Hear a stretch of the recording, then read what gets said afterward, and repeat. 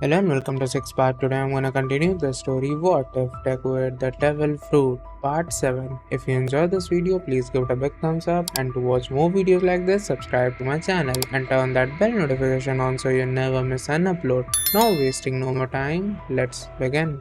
As the sun began to set, Shota yawned. Good work. Tomorrow and the day after there won't be school. They were all back in their school clothes, waiting to be let out.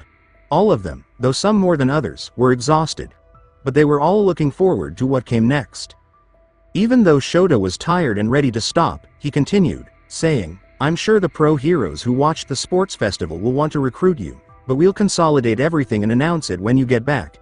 So rest well and look forward to that. Shota dismissed them, and they all nodded together. Almost all of them, that is. When Izuku turned to see where Tenya would sit, it was vacant. Where exactly is he located? As Izuku picked up his backpack, he thought to himself. Before long, he was strolling to the bus station alongside Momo, Ochako, and Itsuka, talking about the internship procedure. As the bus pulled up, Izuku asked, what happened to Iida? Momo and Ochako looked at each other, both knowing exactly where Tenya was and what had transpired. Retrospection. Momo asked in shock, you're leaving? Ochako yelled, but weren't you excited for this? I'm sorry, I must leave, Tenya replied. My brother was attacked by a villain. Momo gasped, your brother, Ingenium? Ochako worriedly inquired, is he alright? I don't know the details, so I'm going to visit him in the hospital now. I came to find you Yayorozu, since you're the class president, to inform you I will be leaving early. I've already notified Aizawa-sensei that I'm leaving. Momo gave a sympathetic nod, saying, I get it. I'll let Izuku know straight away. Don't, Tenya said, shocking both Momo and Ochako moment.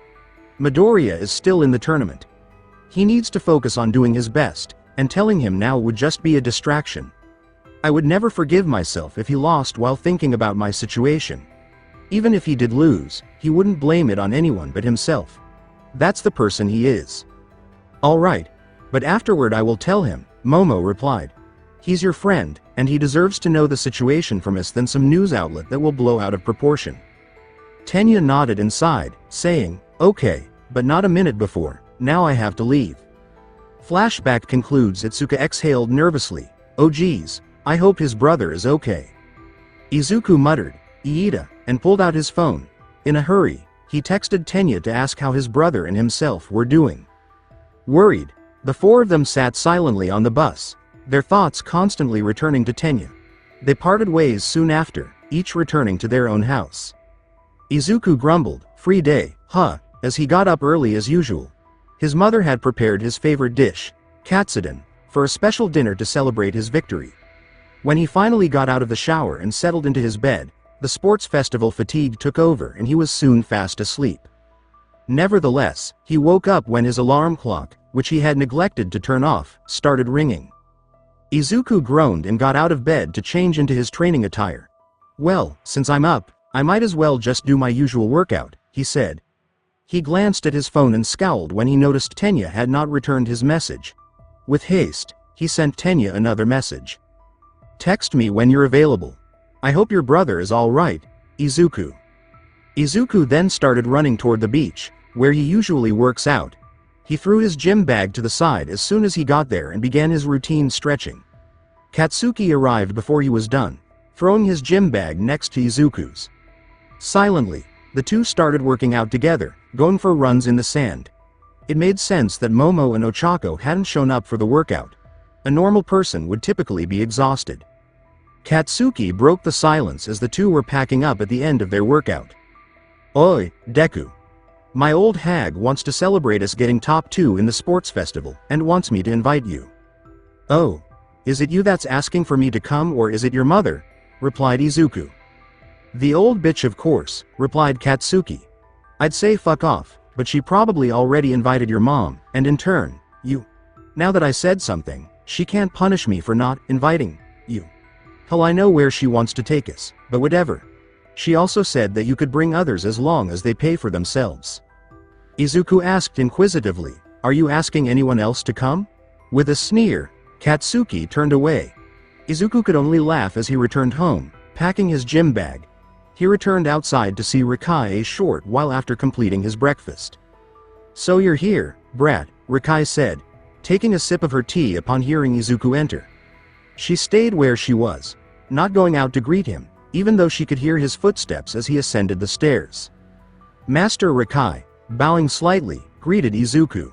Heard about the UA Sports Festival on the radio, as well as some of the younger students who watched it. "Congratulations on winning," Rikai said. "Not quite the win you were looking for, was it?" Izuku said with a sigh. "I was hoping to fight Bakugo or Todoroki, as well as Momo and Ochako, but in the end, I didn't get to fight any of them. The only one was against Itsuka and her classmate named Monoma." Rikai stood up from her chair and walked towards the dojo, shrugging. "Well, shit happens. You coming?" she asked. Izuku wondered what Rikai wanted and followed her quickly into the dojo. Rikai turned around as soon as they reached the center of the dojo and launched an unexpected attack. Izuku moved swiftly, parrying and dodging multiple blows before leaping back to get some distance. "I see that your reflexes are still good," Rikai grinned and positioned herself in a fighting stance, her left hand open in front of her and her right hand bent and hovering above her left elbow. Izuku raised his arms in a different fighting stance and said, "Usual rules?" Rikai responded, "Of course," as Izuku walked up to her. After one altercation, Izuku was flung into the floor and left to lie on the ground. Even though he was impervious to practically all blunt force, his pride has taken a hit. Rikai broke through his defenses during their spar, taking him by the cheeks with one hand and controlling his center of gravity with the other by kicking his foot. This knocked him to the ground, where she swiftly mounted him and punched him in the face, stopping a few inches from his face before lightly tapping it. He could have used one for all or his rubber powers, of course, but that would have negated the spar's purpose. To review his fundamentals and ensure he wouldn't become stagnant or constantly rely on his quirk. "Not bad, if it comes to just pure strength or even technique, you're ahead of me. You've even taken my footwork to even higher heights than I could. The only thing missing really is experience and tactics," Rikai said as she got off Izuku. Izuku pushed himself back up, all he could do was groan. "Now then. Catch," without delay. Izuku raised his arms to grab whatever was thrown at him. He caught a wooden pole as his hands curled around it, and he looked down to see what he had done. As soon as he realized what he had caught, he raised it above his head. A wooden blade slamming into it blocked what would have struck his head, and it did so just in time. "Good, now it's time for another training. Plus, you make a great teaching prop for my other students," Rikai laughed. Izuku trailed off. "Other students?"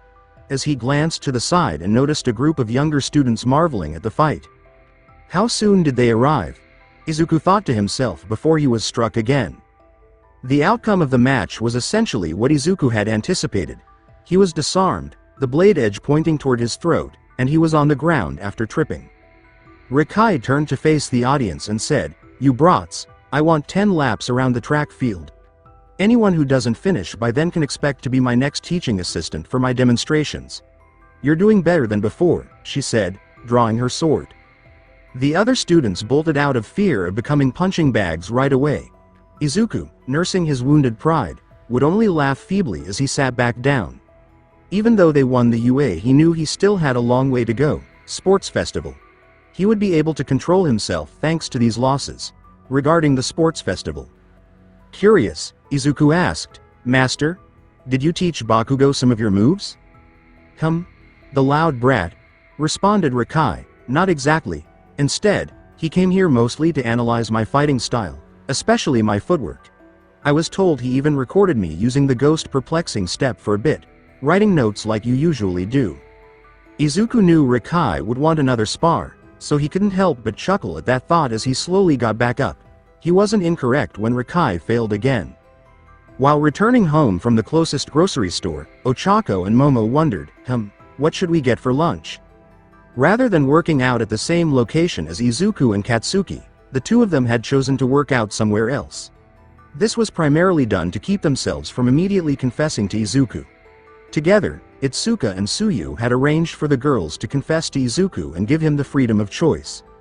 They all decided that they would remain close friends regardless of the outcome. Ochako and Momo went to a nearby gym in order to resist the temptation to confess too soon. "I'm not sure," But I am feeling a little peckish, said Momo. Something a bit more filling. Ochako pouted playfully. Just because you can get rid of any extra fat by using your quirk doesn't mean the rest of us can. They quickly burned through the calories thanks to their extensive training. Momo could simply consume it more quickly than any of them. After considering their options, the two of them decided to use the ingredients they had purchased to make some carbonara.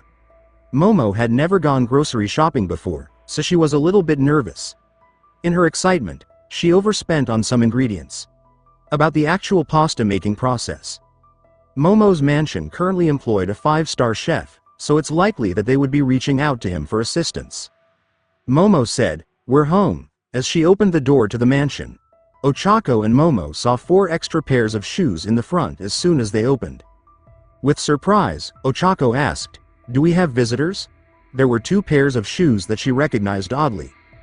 "It's hard to guess who," Momo blinked, glancing at the other 2 pairs. "It has to be someone you know, or the butlers or maids wouldn't have allowed them in." Then they heard footsteps stomping, then the thudding sound of bodies hitting the wall, and so on, until 2 voices exclaimed, "Ochako!" as a pair of figures moved quickly toward them, frightening Momo and Ochako to the point where their eyes popped out. When Ochako finally realized who it was, she exclaimed, "Mom, Dad," in a startled manner, returning to her Kansai accent. Why are y'all here?" "To see you, of course," Ochako's mother grinned, jokingly inserting the popped eyeball back into her daughter's eye socket, "and to celebrate with you for reaching the finals. Your old man just had to come see his little champion," Ochako's father thumbs up while grinning. Ochako began, "Huh? What about work? Did you come by bullet train?" But, and then began to cry. Mr. Uraraka turned to Momo and laughed, "Well, mainly to visit you, of course, but we do have some work here." He then said, "We would like to thank you for your words of recommendation to your parents." Ochako turned to Momo and blinked.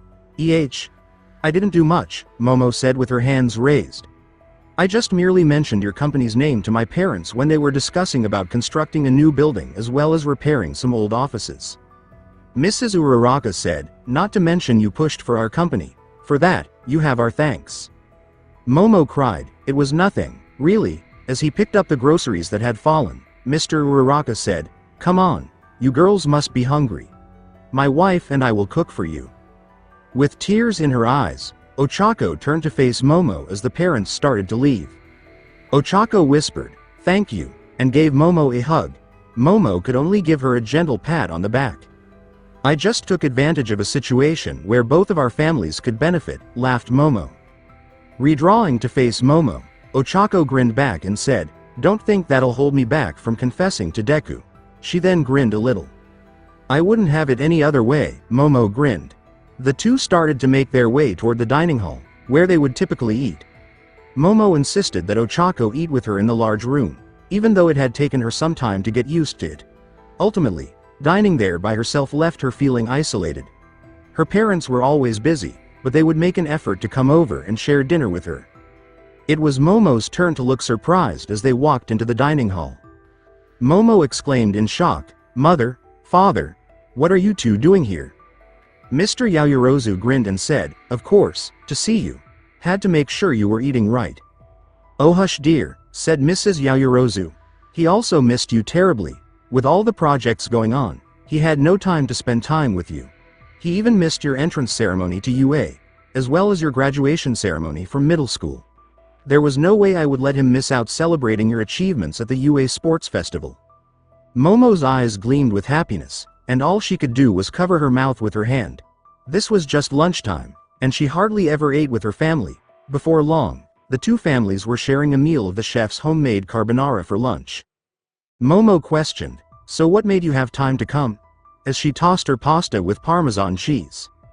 "Well, it happened to coincide with the business deal that I'm making with the Uraraka's construction company. I had planned to discuss more details about the building over lunch when Mrs. Uraraka suggested we hold it here so we could spend time with our daughters," said Mr. Yaoyorozu. Mrs. Yaoyorozu continued, "And before he could say anything else, I said yes and told my husband to accept it or he would be sleeping on the couch for a month," which made the husband smile shyly. Momo turned to face Mr. Uraraka, who waved her thanks and bowed politely. Mr. Yaoyorozu turned to a nervous Ochako and said, "Also, I wanted to meet your friend Ochako Uraraka. I wanted to thank you for being my daughter's true friend." It's not a problem," frantically waved Ochako. "She's been really fun to hang around with. I'm sure Momo would have made friends easily upon entering UA." "Yet you became her friend before UA," replied Mr. Yaoyorozu. "I am well aware that the Yaoyorozu name held much prestige back in my daughter's middle school. Many pursued her in order to get some inside information on my company, and when my daughter's body matured at a faster rate, quite a few of them pursued her for her body. I am not blind at the attempts to woo my daughter through various means, some of which had their parents attempt to persuade me to convince my daughter to date their son. All of which were met with swift rejection, otherwise I'd really be in trouble from my wife." Mrs. Yaoyorozu gave her husband a playful, "When my daughter suggested the Uraraka Construction Company to construct our new building, I was first suspicious that you had convinced my daughter to say that. She, however, was adamant that it was all her own idea, that you had no idea about the suggestion. It showed to us that you truly did not befriend our daughter out of greed or opportunity, but in true friendship." "Well, it was all Deku," Ochako said, blushing and covering her face. "He was the communication link between us." The parents of Yaoyorozu could only chuckle. Incidentally, I was impressed with Mr. Uraraka's explanation and procedures of how he would do it. He really emphasizes on safety and proper techniques. Nowadays, most construction companies emphasize how fast they can make a building without even bothering to make sure all safety protocols were followed. Of course, usually, when villains or even heroes cause collateral damage, it's difficult to tell whether the collapse of a building was due to the attack or shoddy workmanship. But we strive to excellence, whether it be our employees or the building we work in. I feel confident in trusting them to lead the construction of the new premises." Ochako's parents were blushing from the admiration that Mr. Yaoyorozu was bestowing upon them. Soon after lunch, the two families were having tea when phones rang. That of Momo and Ochako. As soon as the two of them picked it up, they saw that it was a group text from Izuku inviting them to celebrate the following day. With a smile, the two girls texted back to say they would be attending. When the girls lifted their phones to put them away, they saw their parents grinning at them. Mrs. Yaoyorozu asked in a tone that would not fool anyone, "Who was that?" "It was just our friend, Izuku," Momo said, trying to look as calm as possible. "Oh my, a first-name basis?" slyly asked Mr. Yaoyorozu, "and isn't that the name of the first-year winner of the recent UA Sports Festival?" "Is his last name Deku?" Mrs. Uraraka inquired. Ochako muttered, trying to contain her blush, "No, it's just a nickname that he lets me call him. He, invited us to go out tomorrow." Mr. Uraraka asked, "To where? And is it just the three of you?" "No, he also invited Itsuka and Iida, and surprisingly Bakugo is coming with. Though Izuku did say it was Bakugo's mother's idea for the party," Momo responded. The daughters spent the remainder of the day being harassed and questioned. Izuku stood at the Bakugo household early in the morning, blinked, and noticed a bus parked in front of them. "So, how did this happen?" he asked. "Hell I know. I thought we'd be taking a train or several cars to wherever we're supposed to go," said Katsuki. "Then somehow Spiky Ponytail's parents contacted my old hag, and the details went over my head. Still don't know where we're going." Izuku could only shrug as he boarded the bus with his mother, the Bakugo family, and, somewhat unexpectedly, Toshinori. Izuku growled, "Aren't you supposed to be busy with hero work?" as he looked around to make sure Toshinori and him were alone. "Nezu and Recovery Girl recommended, or rather forced me to take the day off," Toshinori gasped. "And the real reason you're here? Your mother invited me." "What do you have planned for my mother?" "Nothing. Nothing at all. Wait, why am I explaining this to you?" Mitsuki interrupted their conversation, yelling at them to come out of hiding and join them. Before long, the bus driver took them to a designated spot where the remaining invited guests would meet them. Izuku glanced out the window and blinked at the size of the party that was following them. He'd invited Ochako, Itsuka, and Momo, so they were all standing there as expected. Although Tenya's absence was disappointing, Izuku recognized that Tenya required more time. But what surprised them were the others who were waiting outside. Eijiro was standing there because Katsuki had invited him to do so. When Eijiro was invited inside, Mina pulled Toru along and invited herself in. Suyu was standing there with her younger siblings, having been invited by the other girls. Suyu had informed them that she had to watch her siblings, so she was unable to attend. Even though Momo paid for her siblings' tickets, she insisted on attending, even though she would have been okay with the other three confessing first. Before deciding to continue, Suyu had to think about it and decide whether to let her younger siblings enjoy themselves or not. They rarely had the opportunity to go outside and play. Itsuka extended an invitation to a few of her 1B friends so they could socialize with the other students. But the only people who had been able to accompany them were Setsuna, Yui, and Reiko. Apart from the students, Ochako's parents had also arrived to assist with party supervision. One of their aims was to supervise well. Observing Izuku Midoriya was the other mission. Excitedly prodding Katsuki, Eijiro asked, "So where are we going?" "Yay, yay!" exclaimed Toru and Mina. "Damn hag. Don't do that." Mitsuki struck Katsuki in the head after the latter yelled, "Shut the hell up, I don't know." Mitsuki yelled back, "Don't call me hag, you brat. Show some damn respect to your friends." For a short while, the students witnessed Mitsuki and Katsuki bickering with one another. Itsuka, staring at the argument, blinked. "I think I get how Bakugo came to be like this." "Forget about that, we need to discuss about your situation with Midoriya while everyone is distracted," said Setsuna. "Are you planning to confess to him today?" "If there's a tunnel of love, do it there," Reiko said. "It's cheesy and old, but effective. Go quickly, and if you want him to stay, do something a little more personal," Yui said, maintaining the same expression on her face. Itsuka was so embarrassed that she hissed, "Yui," as her face flushed from her fantasy. "Hey, if it works, Setsuna said with a shrug. "I am not doing that," Itsuka said. "Plus I kinda made a deal with the other girls." Setsuna joked, "What, you're all going to confess together?" They all slowly turned back to Itsuka, who had her hands enlarged to conceal her face, when she did not respond. "You're serious?" Reiko questioned incredulously. Yui asked directly, "Are you forming a harem with him?" "Wow, that's kinky," laughed Setsuna.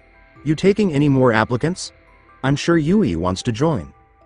Before Itsuka could adequately explain how they would confess and let Izuku choose who to date, she was reduced to babble. But she couldn't help but hear Yui's words in her head. Izuku, meanwhile, was seated across from Samadare and Satsuki, Suyu's siblings. Yeah, it was better to sit next to Samadare. It was Satsuki's pleasure to climb all over Izuku.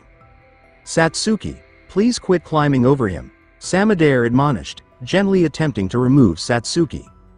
"No, it's okay, it doesn't hurt," Izuku grinned as Satsuki successfully grasped his shoulders and began to ascend. Sitting with Momo and Suyu a few seats away, Ochako grinned, "He's so good with kids." "Just goes to show how nice he is as usual," Momo grinned. "Kiro, I still need to thank you for helping me purchase tickets for my siblings," said Suyu. "Oh, it's no worries at all," Momo said with a grin. "We can't have an uneven playing field when it comes time." The three started joking around when Satsuki posed a question that made them all freeze, especially Suyu. Satsuki managed to climb up onto Izuku's shoulder and inquired, "Are you my Oni-san's boyfriend?" Izuku was now giving her a piggyback ride. All four of the girls who were crushing on Izuku mentally collapsed, mentally yelling at the top of their lungs. However, Mitsuki cut them all off before Izuku could respond. Mitsuki exclaimed, pointing out the window, "We're here." When they realized where they were, everyone on the bus gasped and glanced out the windows. There were many things that remained constant despite the chaotic times that gave rise to quirks. One was Nintendo, which along with a few other gaming companies carried on making Mario games and other fantastic titles. One well-known company's iconic mouse emblem, which features a single complete circle in the center and two additional circles connected to the main circle above it to form its ears, is another that has withstood the test of time. Ajiro exclaimed, "Awesome," as Mina and Toru jumped with delight and put their hands together. Ochako exclaimed, "I've never been here before," with a broad smile. Katsuki scoffed, "Faye," but on the inside, even he was grinning. Thanks to Yaoyuzu's parents as well as my husband's connections, along with Inko and my job as models for them sometimes, we managed to score some tickets to one of the most famous parks in Japan. Today, we're going to have fun at Tokyo Disneyland, Mitsuki yelled, and we're going to have fun, right? The students shouted, yeah, as they hurried off the bus. Toshinori, sitting on a bench and observing the teenagers waiting in line for a ride, exclaimed, phew, just watching them run is tiring. Sitting beside Toshinori and offering him a cup of tea from her packed thermos, Inko grinned. A parent's job is always tiring. I'm just lucky Izuku was a good boy. Toshinori whispered, that he is, taking in his surroundings. I never thought about it, but there are quite a few key differences between this Disneyland and the one in California. Inko inquired in a curious manner, oh, you've been to the US? Yay, went to the US for college, casually replied Toshinori. One of my best friends was born in California.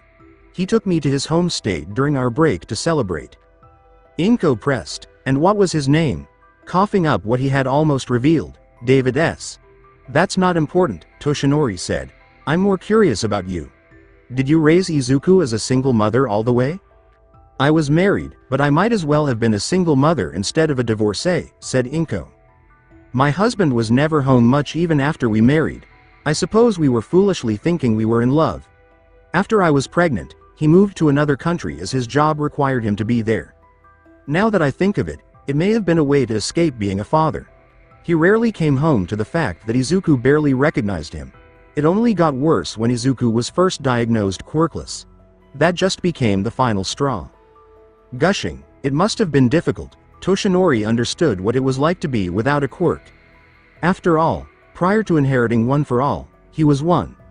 He was aware of the prejudice, looks, and pressure that came with being unusually simple. Still, it was weird how he suddenly developed a rubbery body one day, years after being diagnosed quirkless, Inko said. Toshinori changed the topic, saying, so, have you noticed how Izuku seems to constantly seated next to 4 specific girls on each ride? After reflecting for a moment, he realized that young Midoriya still hadn't told his mother about the devil fruit. Yes. And once I'm done with Izuku, he'll be wooing all 4 of them. Cackled Inko, shocking Toshinori with her unexpected behavior. Then I'll have lots of grandbabies to spoil. I've always wanted to give Izuku a little brother or sister, but some things just weren't meant to be. Momo, Ochako, and Itsuka are a definite, though I am surprised at the new girl. I believe her name is Suyu Asui? That is accurate, Toshinori nodded while glancing to the side, with Ochako's parents watching over them, grinning and waving at their only daughter. The younger siblings were occupied with eating ice cream. I can feel their pain, Inko said while looking over to Ochako's grandparents, though maybe not as much as them. There was a period of time when money became very tight. I never had the chance to bring Izuku to amusement parks like this during his childhood. I've heard Ochako's dream of becoming a successful hero so she can give her parents an easier life. Toshinori murmured. Maybe he could lend his students a little more assistance. He was a teacher, and one of a teacher's responsibilities is to assist students, right? His keen ears picked up a disturbance before he could speak. Toshinori excused himself, saying, I need to use the bathroom. I'll be right back. A few seconds later, Inko heard a loud crash and people screaming in fear. Ha ha ha, fear me, yelled a villain with big, sharp teeth and cat ears. Today, I will bring Disney down to its California smash. The villain was instantly destroyed by All Might and never got a chance to appear. All Might intervened immediately to save the hostages that the villain had taken, placing them on the ground safely.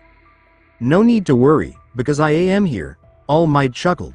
Now I hope you all enjoy your day at one of the happiest places on earth. I will not linger for long, as I wouldn't want to hinder your time here. All Might had already leapt away, before a flash mob could form.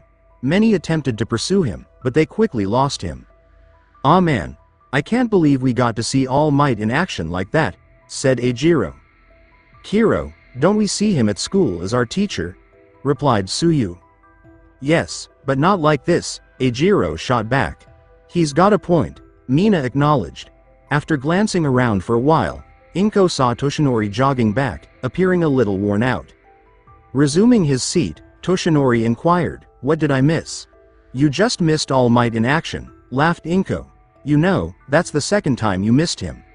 Once during the awards ceremony at the UA Sports Festival, and just now. Toshinori laughed, a great deal of cold sweat streaming down his back. He, strange coincidence, isn't it? He insisted on riding Splash Mountain later, hiding his perspiration with the water splash. It was a nice bonus that Inko accompanied him. Her clothes really stuck to her body because of the water. Toshinori put an end to that train of thought by smashing his face with his fist. In the bus on their way home, Toru and Setsuna cheered, "Man, today was so fun," as they sang along. Eijiro was occupied with using the newly constructed lightsabers to duel Samadare. Satsuki appeared to be on a sugar high, but Tsuyu was taking care of her. Mina and the other girls were having a conversation. Katsuki was just staring out the window, his usual sullen expression slightly marred by the mouse hat Mitsuki had shoved on him. Izuku was staring at the new hero signature he had received, one that was compatible with the park and had the ability to call forth an enormous key as a quirk.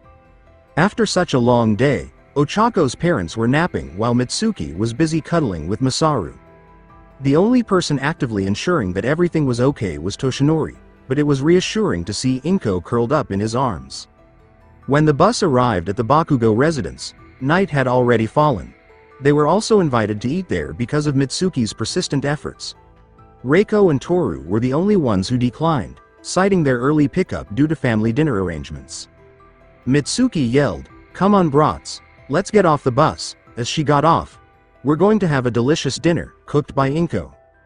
After a long day, Mitsuki, "Let's just order out," suggested Masaru.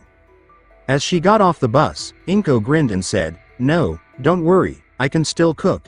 We already bought the ingredients yesterday." Mrs. Uraraka enthusiastically offered, "We can help out." Her husband gave her a firm nod.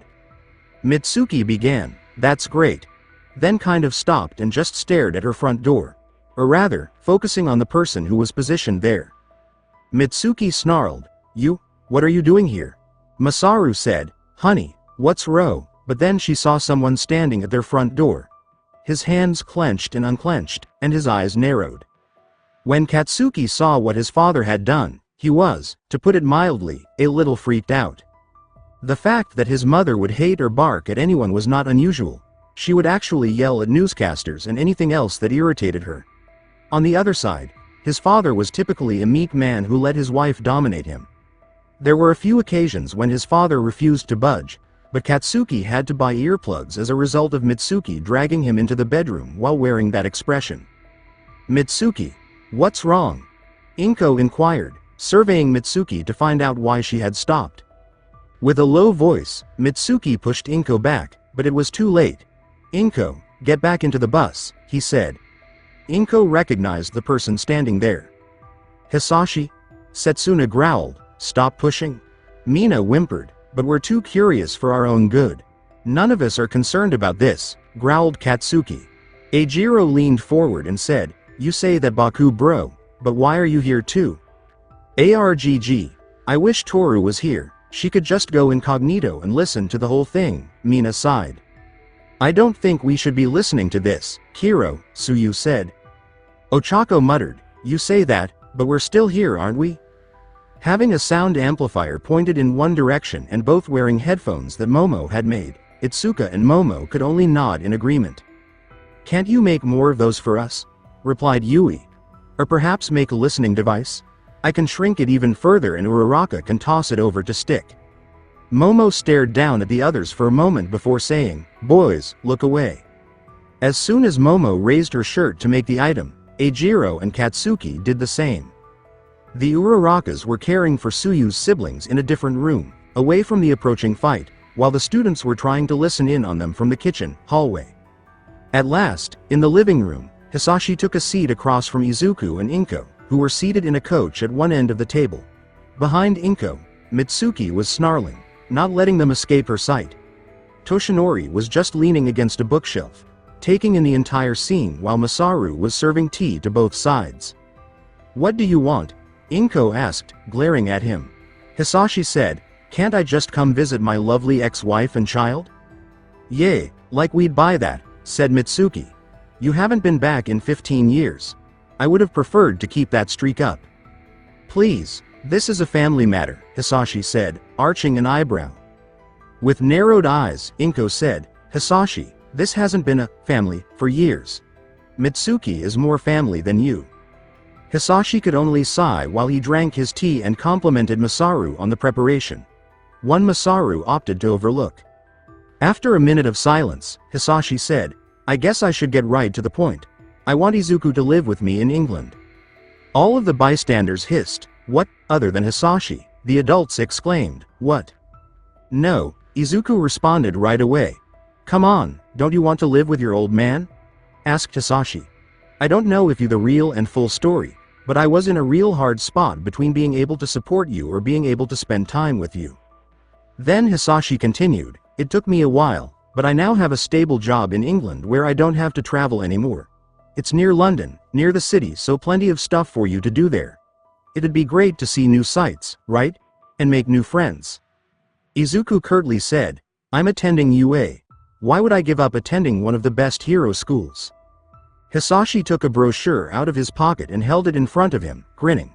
The moment Izuku and Inko saw the brochure's title, they had to lift their eyes. "With your grade and your performance at the UA Sports Festival, you can easily get into the Chivalrous Order High's hero course. I have connections within the school that can expedite the transfer into the hero class there. And if it goes well, you might be able to get into the Knights of the Round Table in your very first year." At that, Toshinori was forced to clench his fist. Hisashi mentioned a very prestigious academy that might even be comparable to the UA Elevated. Within their hero course, there was also the Knights of the Round Table, an esteemed order open to all high school students, irrespective of their year of enrollment. Out of the possible 150 students, only 15 could be enrolled in the hero course. Furthermore, even though it was the well-known Round Table, the group had a leader. Each member of the order received a name from the renowned knight, Arthur being the name of the leader, of course. If Izuku went there, Toshinori was positive he would be accepted into the Knights of the Round Table during his first year and eventually take on the name Arthur within the order. For the student in question, simply being in the order opened up many doors, with leadership clearly having the greatest advantages. "Surely you want to see something new, right? I know I haven't been Father of the Year material, but I'm more than willing to start up here and now. Will you give me that chance to be your father?" After a brief period of silence, Izuku asked, "What about Mom?" Hisashi sighed and replied, Heir. Well, I remarried after the divorce, so it would be awkward for her to come. You'd love your new stepmom, though, she's very sweet. If you want, you can live with me during the school year and live with Inko during the summer and winter breaks." Leaning forward to face Izuku, Hisashi said, "So what do you say? We can have loads of fun doing father-son outings and stuff." Hisashi grinned, believing he had Izuku completely charmed, only to be knocked flat by Izuku's forceful response. No, Hisashi's grin immediately disappeared. "Why not? This is a good chance to start over. I know you didn't have many before you went to UA High.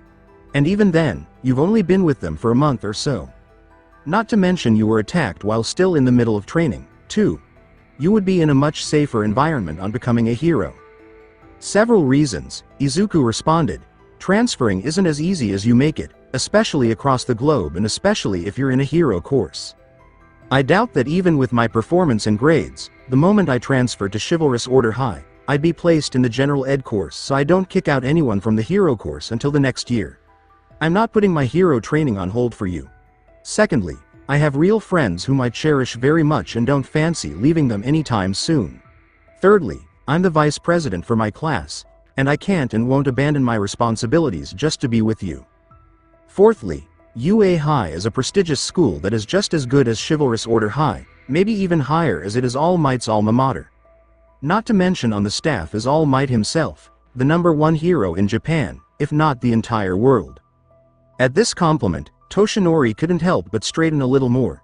Yes, he topped the charts in Japan and possibly even America, but the entire world? He wasn't entirely sure if he was, but then again, national heroes didn't go looking for national heroes to see who was more powerful. Not to mention that every government took a little too much pride in its greatest heroes. Fifthly, all hero course students are most likely busy with their training in both the summer and winter break, meaning that I wouldn't even be able to visit Mom. Hisashi began, "We could," but Izuku cut him off, saying, "And I doubt UA and Chivalrous Order High would work together, despite your connections, or so you claim." Izuku growled, getting up from his couch and slamming his hands hard onto the table. Last, and the most important one of them all, he said. You never bothered to notice me for 15 years already. No messages, no hello. Not even a joyous birthday. You disregarded me and your mother as well, for the most part. We managed just fine without you, and we will continue to do so. I am your father and your family, impudent brat, yelled Hisashi. A father supports his offspring. A family remains unified. Izuku shot back, something you never did. You left us on the spot when the test results showed that I was normal at 4 years old, before the divorce. You cheated on your mother. You're a terrible role model if that's what you're supposed to be. An enraged Hisashi cried out, Don't you shout at me, young man. Maybe if your mom hadn't lied about your status, then this wouldn't have happened. You have a quirk now, don't you, quirkless my ass? Oh, so you returned only because I have one? Izuku answered, Not because you didn't notice me? Admit it. The only reason you want me back is because I won the UA athletic celebration. You're welcome to accept my offer. To paraphrase Bakugo and his mother, shove it up, fucking ass. Yes, you're right, boy. Mitsuki smiled. Yeah, fuck. From the hallway resounded Katsuki, and many shush sounds ensued. I won't tolerate that kind of speech, demanded Hisashi. You are your father, so you will follow my orders. Newsflash, no you're not, Izuku shot back. Recall that you got divorced? You forfeited any right to even be my father. Don't think that I'm not aware that my mother sent you a letter announcing the appearance of my quirk. That surprised Inko much. She had secretly sent that letter years before, a month after Izuku developed a quirk in the 2nd grade. At the time, Inko had secretly and desperately hoped that they would one day reunite as a family, but that hope had been dashed when the letter was returned unopened. Inko threw the letter away, but Izuku had seen his mother's tears that day without her realizing. Unnoticed by her, Izuku had gone through the trash pile and found the aforementioned letter. Turning it over, he saw the recipient had rejected it, along with a small scribble. Please don't write me ever more. Izuku lost all hope of Hisashi returning that day. I am aware that your mother wrote you a letter, but you returned it without even reading it and told her not to write to you ever again. Izuku yelled, I'm not going to give up on my mom, who has supported me my entire life, just to be with someone who has never shown us any love. Most likely, all you want is to be able to boast that your son won the UA athletic festival at work. My ultimate response is thus no. Hisashi gave Izuku a brief glare before turning to face Inko and saying, This is your fault. It would never have happened if you hadn't lied. I didn't do that at all. As Izuku mentioned, I sent you a mail as soon as Izuku had a quirk, exclaimed Inko in a scandalous tone. It was you who disregarded it. Hisashi pushed through, losing patience with Inko's reasoned remarks, saying, I bet you cheated on me, bitch. Izuku's peculiarity is not even remotely comparable to ours. How many people did you have sex with prior to our union? Hisashi was about to slap Inko for his foolish remarks when his hand went up, only to be stopped by the unlikeliest person he could have imagined. It was not Inko, who was looking horrified at what he had said and had her hands raised to her mouth. Izuku, who appeared prepared to confront Hisashi over his remarks, wasn't the one. Mitsuki, who was prepared to slap Hisashi for his assholery, wasn't the one. It wasn't Katsuki, who had charged forward to attack Hisashi after the latter insulted Inko, whom he considered to be an anti and who, when questioned, would deny all of this. It wasn't Toshinori, who didn't care to reveal his true identity and was prepared to smash Hisashi with his strongest blow. It wasn't any of the people listening in, even though Eijiro was yelling about how unmanly Hisashi was. Rather, the person Hisashi thought to be the least strong among them was the one who had struck him hard in the face. Masaru had had enough of Hisashi's outburst and had struck him with a palm strike, which caused a small amount of friction before his attack blew up. Everyone froze at the sight of Masaru's face, breathing heavily and looking very angry. That attack sent Hisashi flying into the wall, his back crashing rather hard into it. You shithole! Masaru scowled. How dare you charge Inko with doing such a thing? You liar, don't bring her down to your level? She's cheating on you, isn't that right? That's why you're so protective of her, Hisashi spit out. He did it like crazy. If only Eijiro, Mina, and Setsuna hadn't been holding him back, Katsuki would have been all over Hisashi, roaring, he's not a pathetic loser like you. At least Deku wasn't born with your ignorance. Or really anything at all. just your stupid freckles and shaggy hair." Izuku wasn't sure if she should interpret that as a compliment. Hisashi, in keeping with his peculiarity, let out a growl and a deep breath before smiling and threatening to show them what happened to a house that had been set on fire in defiance of him. The voice cut through Hisashi like a sword, and before he could even release another breath, something, or someone, grabbed him by the face, covering his mouth entirely. "Don't even think about it." Hisashi looked down to see who had grabbed him and froze completely. Toshinori was standing in front of him, grabbing his face and glaring at him with his sunken blue eyes. Hisashi didn't understand why Toshinori was frozen in this manner. He looked like a weak, skinny man who could be overthrown by a breeze of wind, but he was also firmly holding his mouth shut and appeared much larger than before, as if he were a small insect towering over Hisashi. And the longer he stared into Toshinori's eyes, the bigger and bigger that figure became. Hisashi briefly considered the question, "Is this a quirk?" But another emotion swiftly overshadowed it. Dread. Hisashi had no idea who Toshinori was and no desire to find out more, so it was time to cut his losses. He knew right then and there that this man wasn't someone he could mess with. Someone he could never mess with, past, present, or future. There was something about this man that screamed power. "After that, you're going to move out of this house, depart from Japan, and return to your current residence.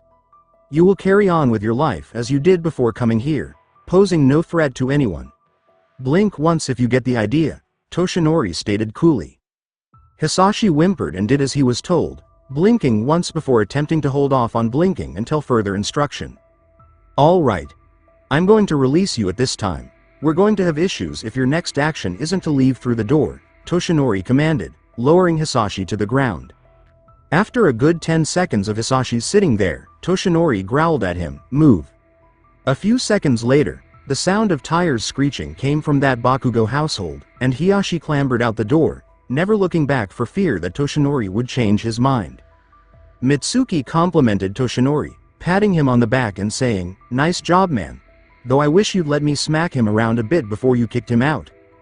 After a moment of stumble, Toshinori gained momentum and started to move in Inko's direction. "How are you doing?" Looking over at Inko, who was currently receiving support from Izuku, Toshinori inquired.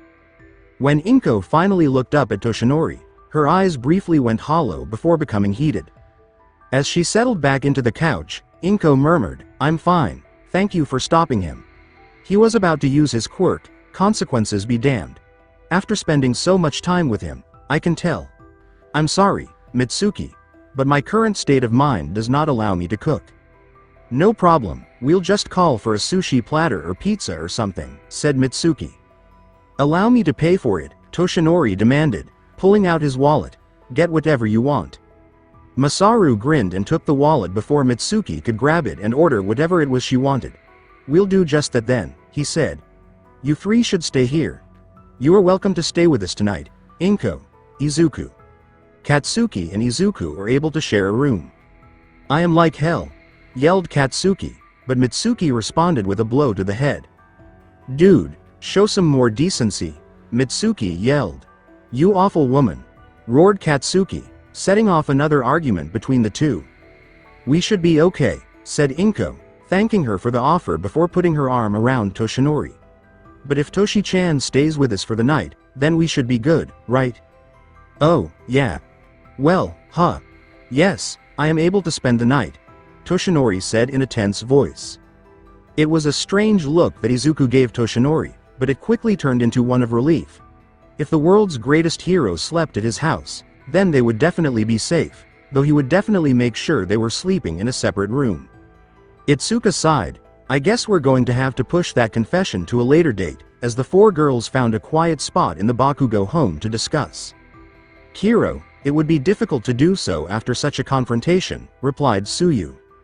Ochako pouted, "Man, it stinks how Deku's dad ruined our chance." "In any case, we should try our project again later," Momo suggested. "Maybe after the internship?"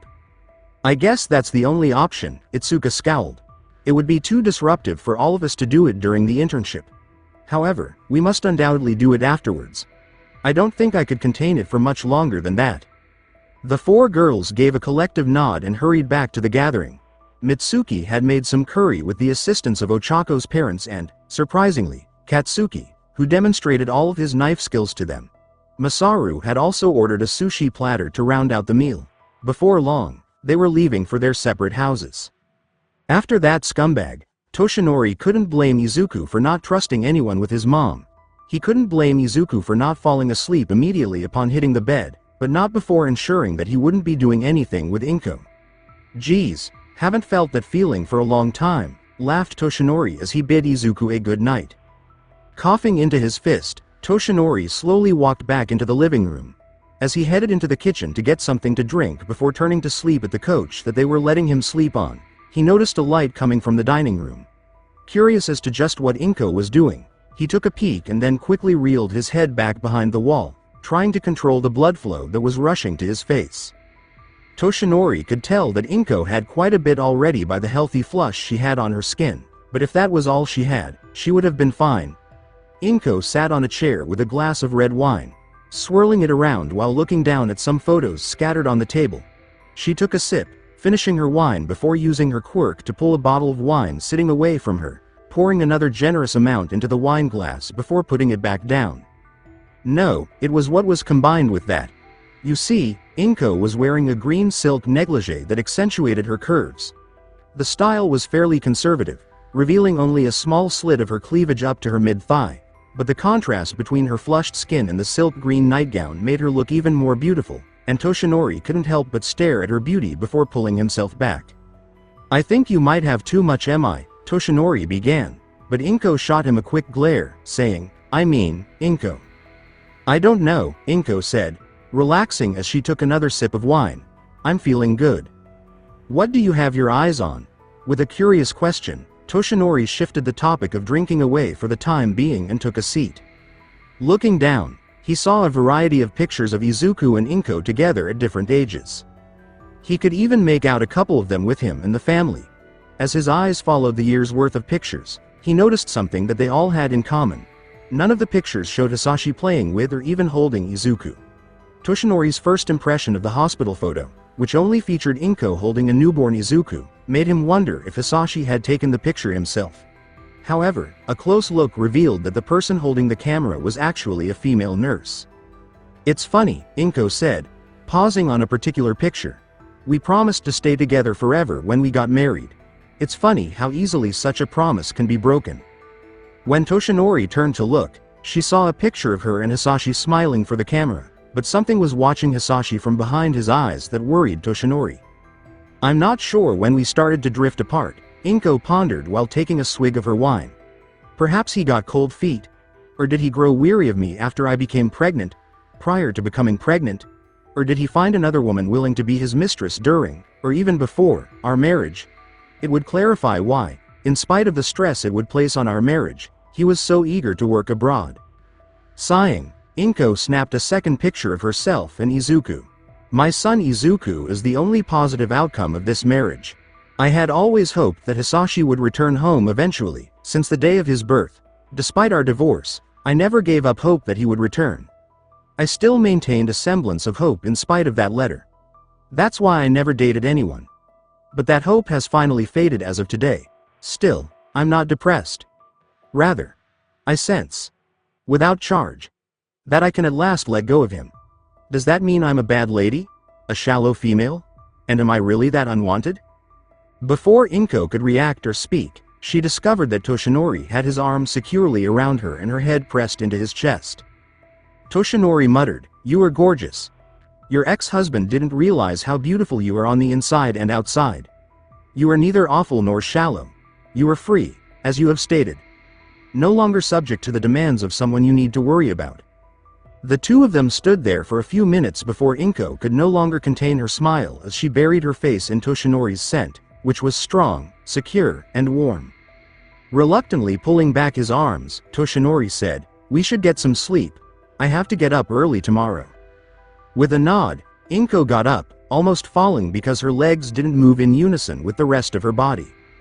"Can you carry me to my bed? I seem to have drunk a little too much," blushed Inko as Toshinori swiftly assisted her in getting up. As he helped tuck her in, Inko waved Toshinori closer, as if he wanted to whisper something to his ear. Toshinori leaned forward, but Inko abruptly leant up and kissed him on the lips. Toshinori obliged, carrying Inko bridal style to her bedroom and gently laying her down. "Good night," Inko said with a smile before collapsing onto her pillow. Toshinori was limited to staring in shock before turning to walk away with an asymmetrical smile on his face and a lopsided gait. "Ha, let's go back to school," Ochako sighed. With their brief vacation already over, Izuku, Ochako, and Momo were taking the train to the United States. A little away from them, Katsuki was perched on a seat he had discovered, shaking his leg. It had been raining all morning, so they hadn't really been able to get in any morning training. "I for one, am excited to see what internships we are offered," Momo said with a grin. "Yay, it'll be fun to see firsthand how a hero works in her workplace," said Izuku. It was only then that the three began speaking that they heard a voice. "Hey, miss." "Hey." Ochako quickly turned to see what was going on after feeling someone tap her shoulder. A middle-aged man gave a thumbs up and said, "You're Uraraka from Hero Course 1A, right? Good job with your fight at the sports festival." Many then turned to face them right away as a result of that. "Whoa, it's really her. Isn't that Yayorozu from 1A, too? You two were in the best 8, so cool. They're so hot." As people started to swarm Momo and Ochako, Izuku found himself being pushed aside. He laughed at Momo's slight blush and Ochako's agitated expression before turning to see a throng of people gathered around Katsuki.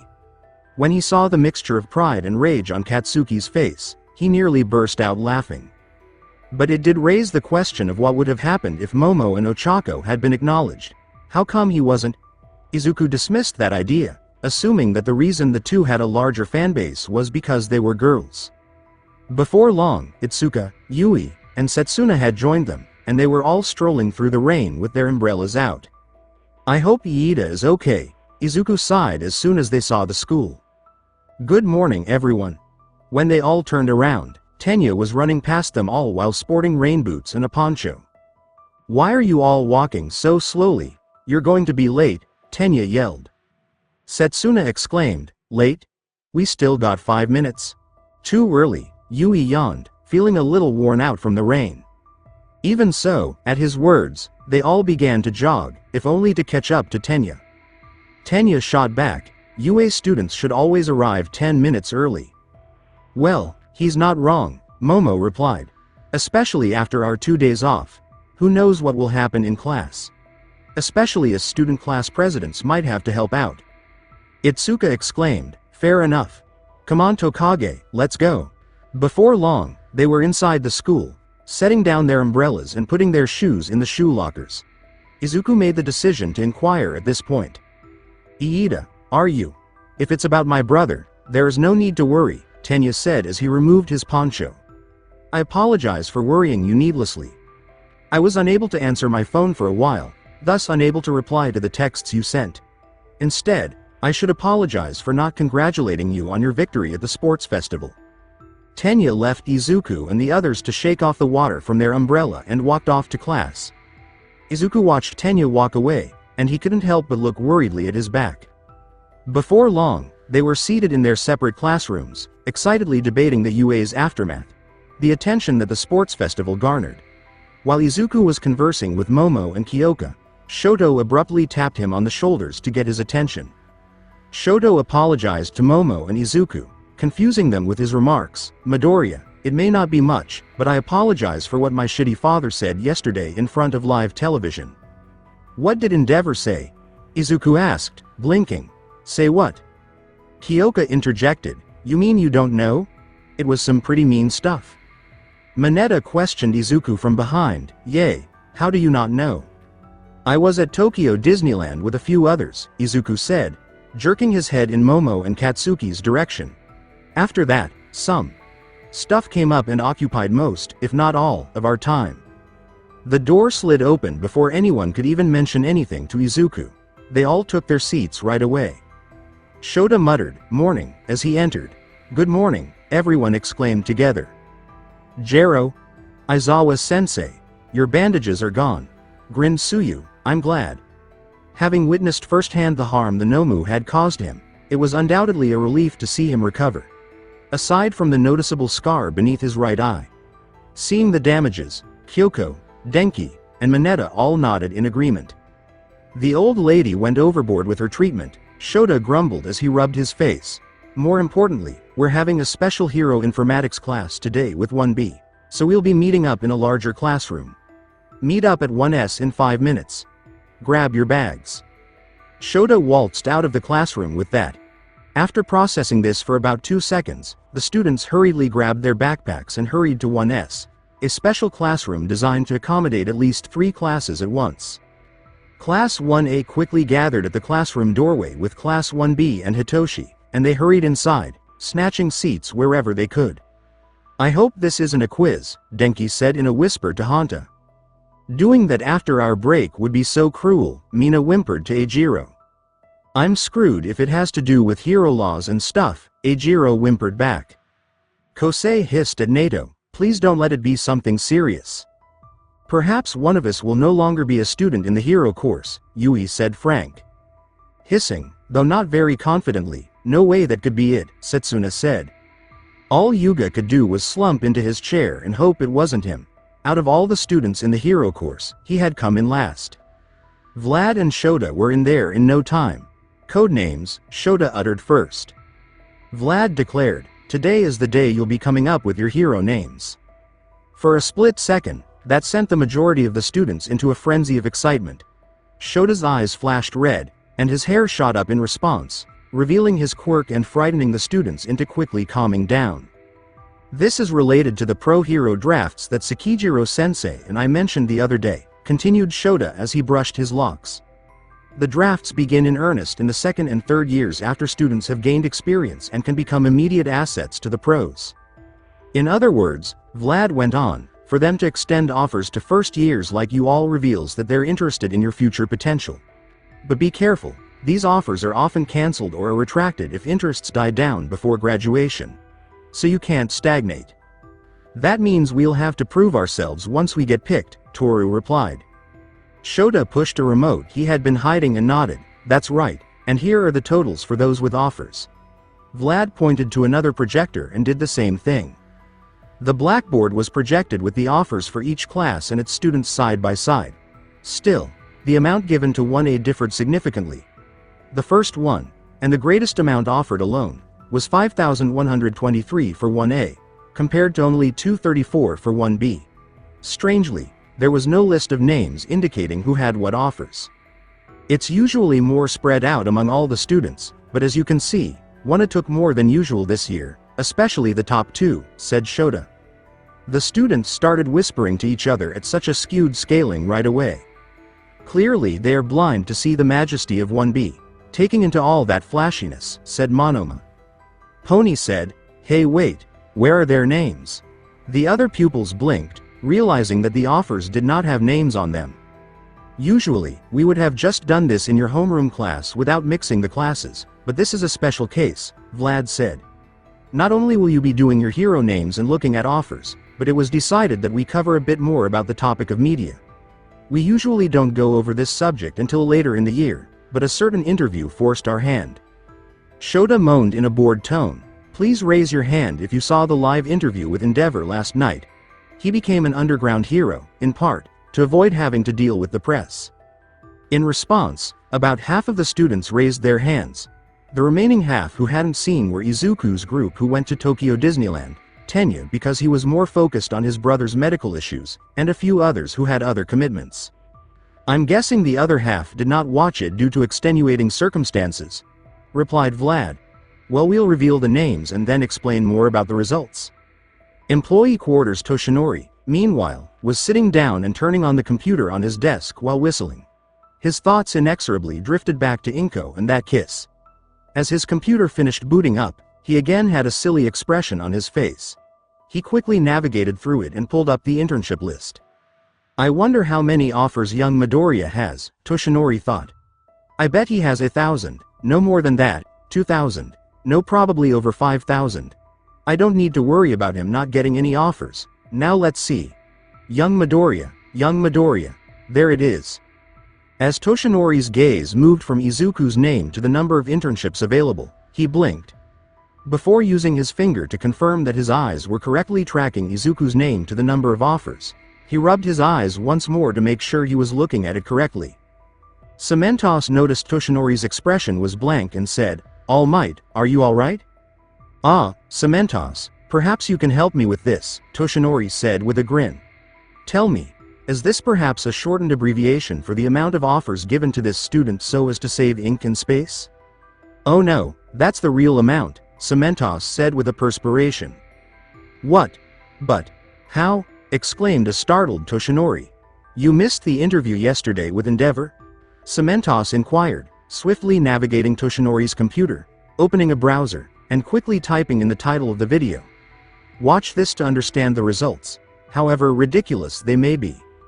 Returning to the classroom, the majority of students started looking through the list for their names as soon as the names appeared. Yuga fumed.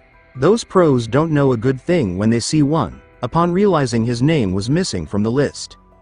"Midoriya, Midoriya," Izuku murmured as he followed his name down the list. His eyes widened at what he'd been presented with. Many others appeared astounded by the outcomes as well. Pointing to the 1A results, Shota said, "As you can see, the results are rather surprising considering the aftermath of the sports festival, but as you can see, the media plays a heavy role within the Hero Society." 5123 Katsuki Bakugo 4824 Shoto Todoroki. Momo Yayorozu, number 637 601 Ochako Uraraka. Tenya Iida. 354 150 Mina Ishido Kirishima Eijiro, 95. Denki Kaminari, number 55. Midoriya Izuku, 10. Honta 01. Sensei. Although I am glad to see I have offers, I must ask, how is it that Midoriya, who won the sports festival, received so little offers? Was there a mistake in the system? A crash perhaps at the volume of offers that he should have received? Replied Tenya. No, Midoriya only received 10 offers despite his victory, responded Vlad. This is why we're tying in the media topic with the results. Midnight abruptly opened the door and chimed in, "I hope you haven't started explaining without me." When the woman entered the class, showing off her hips and chest, Honta, Denki, Mineta, and Kosei couldn't help but smile. "I'm here not only to help choose your hero names but to also explain you the effects of media onto your hero lives," laughed Midnight. "As I, being the one with the most experience with the media in UA as well as being the head of communications, can help explain all this. Now if you see here." Changing the screen to only display Izuku's name, Midnight pointed her remote at the wall and said, "This is after Endeavor's interview. And this is before that." Izuku increased his offer from 5 to 7,324 all at once. "Gah! What the hell is that difference? Are there really that many hero agencies in all of Japan?" replied Minoru. "Some of those offers actually came from out of the country," said Vlad. "Not many, but a few." Midnight pulled up the appropriate video and said, "So, how did this offer get reduced so fast?" "Well, let's watch the video. For those who already watched it, just remain silent for the others." Already, Shota had fallen asleep. Video interview. Hello, and welcome to Hero Live Time. Today's topic is all about the UA Sports Festival. We're going to start off with the first-year students. I'm your host, Shinobu Kumiko. The fights, especially the tournament, was really hot, and speaking of hot, we invited a hero into the studio to discuss more about this. Please welcome the number 2 hero in Japan, Endeavor. As the camera panned over to Endeavor entering the studio and sitting down next to Shinobu, thunderous applause broke out. "Thank you for coming. We were really surprised when you accepted our guest invitation to our show," stated Shinobu. "It's a pleasure to be here," Endeavor answered. In actuality, Endeavor had essentially forced himself into the time slot rather than the studio sending him an invitation. Since it would boost their ratings, the studio was obviously not going to turn down the request from the number 2 hero. "Now then, tell us, what do you think of the quality of UA's hero students today?" The discourse oscillated a little, with Endeavor responding with increasingly unbiased responses and so forth. Before long, the subject had moved into the area that Endeavor had specifically wished to discuss. "So, tell us, what do you think about the ending of the tournament?